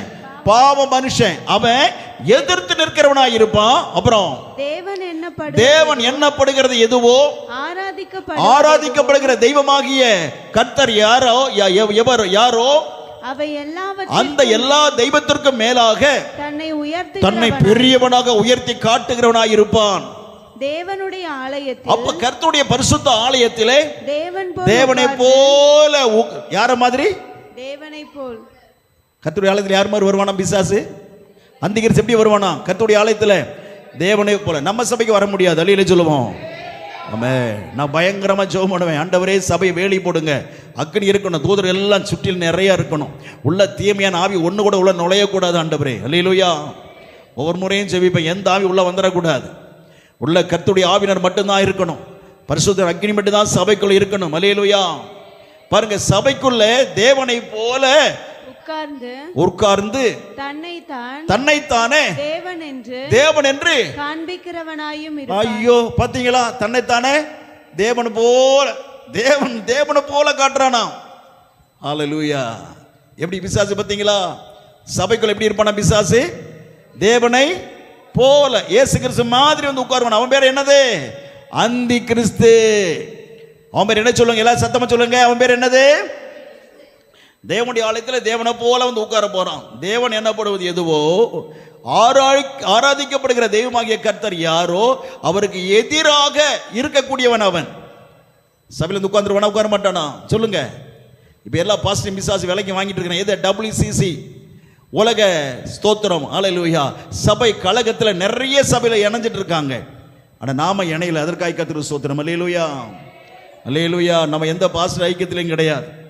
ஆகவே கர்த்தருக்கு ஸ்தோத்திரம் உண்டாவதாக. சபையில சபையெல்லாம் இன்னைக்கு அந்தி கிறிஸ்து கீழே வரப்போகிறது. அந்தி கிறிஸ்துடைய ஆட்சிக்கு உட்பட்டு எல்லா சபையிலும் வரப்போகிறது. ஸ்தோத்திரம். ஆகவே அதற்கு முன்னதாக பரிசுத்தமான சபைகளை கர்த்தர் பரலோகத்திற்கு எடுத்துக்கொண்டு போக போகிறார். அல்லேலூயா. பரிசுத்தமான சபையை தேவன் பரலோகத்துக்கு கொண்டு போவார். ஆராதனை எவ்வளவு முக்கியம் பார்த்தீங்களா? ரொம்ப ஜாக்கிரதை. தேவ ஆராதனை ரொம்ப ரொம்ப முக்கியம். நீங்க வீட்டில் இருந்து பாடல் பாடி தேவனை ஆராதிப்பது ரொம்ப முக்கியம். அல்லேலூயா. தேவனை துதித்து பாடுவது ரொம்ப ரொம்ப முக்கியம். வீட்டில் இருக்கும் பொழுது வேலை செஞ்சுட்டே கர்த்தருக்கு ஸ்தோத்திரம் பண்ணுங்க. கர்த்தரை கனப்படுத்தி பாடல் பாடிக்கொண்டே இருங்க. அல்லேலூயா. கர்த்தரை கனப்படுத்தி மகிமைப்படுத்தி கொண்டே இருக்கணும். நிறைய பேர் இதெல்லாம் விட்டுட்டாங்க. கர்த்தரை மகிமைப்படுத்துறது, துதிக்கிறது, ஸ்தோத்திரம் எல்லாத்தையும் விட்டுட்டாங்க. உங்களுக்குள்ள பிசாசு உட்கார்ந்துருக்குவான். அதை விட்டுட்டீங்க. பிசாசு உட்கார்ந்து அவனை ஆராதிக்கும்படி பிசாசு பண்ணிடுவான். சினிமா பாட்டை பாட வச்சிருவான். என்ன பாட்டை பாட வைப்பான்? சொல்லுங்க. சினிமா பாட்டு. நிறைய ஊழியக்கார பாஸ்டருக்கு சினிமா பாட்டு பாடுறாங்க சபையில். தெரியுமா? தெரியுமா? உங்களுக்கு எல்லாம் பார்த்துருப்பீங்க. சபையில் என்ன பாட்டு பாடப்படுகிறது? சினிமா பாட்டு. பார்த்தீங்கல்ல? அப்போ அந்த சபைகளை யார் உட்கார்ந்துருப்பா? அவன் சொல்றான், இயேசு என்னோடு இருப்பார், நான் பரலோகம் போவேன் அப்படின்னு சொல்றான். பரலோகம் போவானா? சினிமா பாட்டு பாடி பரலோகம் போவேன்னு சொல்றான். அப்போ நரகத்துக்கு தான் போக முடியும். தேவனுடைய பிள்ளையே, தேவனை போல தேவாலயத்தில் அமர்ந்து வேஷம் போடுகிற ஒரு பொல்லாத காலத்திலே வாழ்ந்து கொண்டிருக்கிறோம். நம்முடைய ஆராதனை ரொம்ப ரொம்ப முக்கியம். அல்லேலூயா. இயேசு கிறிஸ்து மாத்திரம் ஆராதிக்கிறவர்களாய் இருப்போம். அல்லேலூயா. ஆராதனைக்கு தகுதியான தெய்வம் இயேசு நீர் மாத்திரமே. முழு உலகத்திற்கும் பொதுவான தெய்வம் என் இயேசு நீர் மாத்திரமே. அல்லேலூயா. ஆராதிக்க தகுதியான ஒரே ஒரு தெய்வம் இயேசு கிறிஸ்து தான். ஒரு டாக்டர்னா டாக்டர் கேட்ட தகுதி இருக்கணும். ஒரு பள்ளிக்கூடத்தில் பாடம் சொல்ற வாத்தியார் டீச்சர் என்றால் அதற்கேற்ற தகுதி இருக்கணும். அல்லேலூயா. ஒரு மாவட்டத்துக்கு கலெக்டர் என்றால் கலெக்டர் கேட்ட ஒரு தகுதி இருக்க வேண்டும். அல்லேலூயா. இன்னைக்கு அப்படிப்பட்ட தகுதி ஒரு மனிதர் தான். இவர் கலெக்டர், இவர் police officer, praise the lord, amen, இவர் டாக்டர், இவர் டீச்சர் என்றெல்லாம் சொல்லுவோம். ஆனா தகுதி இல்லாம நான் வாத்தியார் அப்படின்னு சொல்லி போக முடியுமா? முடியாது. பிரைஸ். அதுக்கு தகுதி வேண்டும். அதுபோல தெய்வம் என்றால் அதற்கென்று ஒரு தகுதி இருக்குது. அல்லேலே சொல்லுவோம். அல்லேலே சொல்லுவோம். தெய்வம் என்றால் ஒரு தகுதி இருக்கிறது. அந்த தகுதி இயேசு கிறிஸ்துவுக்கு மாத்திரமே பொருந்தும். அல்லேலூயா. அவரை மாத்திரம் ஆராதிக்கணும். அல்லேலூயா. அல்லேலூயா. அப்படிப்பட்ட தெய்வீக ஆராதனை கொடுத்து புத்தியுள்ள ஆராதனை செய்கிற பிள்ளைகளாக இருக்கணும். ஆமே. நம்மையே கர்த்தர் ஜீவபலியை ஒப்பு கொடுத்து, ஆண்டவரே நீர் மாத்திரம் எனக்கு வேண்டும் ஐயா, உம்மை மாத்திரம் ஆராதனை செய்வேன், ஆராதனை செய்யுங்க. அல்லேலூயா. கர்த்தர் நம்மை ஆஸ்வதிப்பாராக. பிரைஸ்.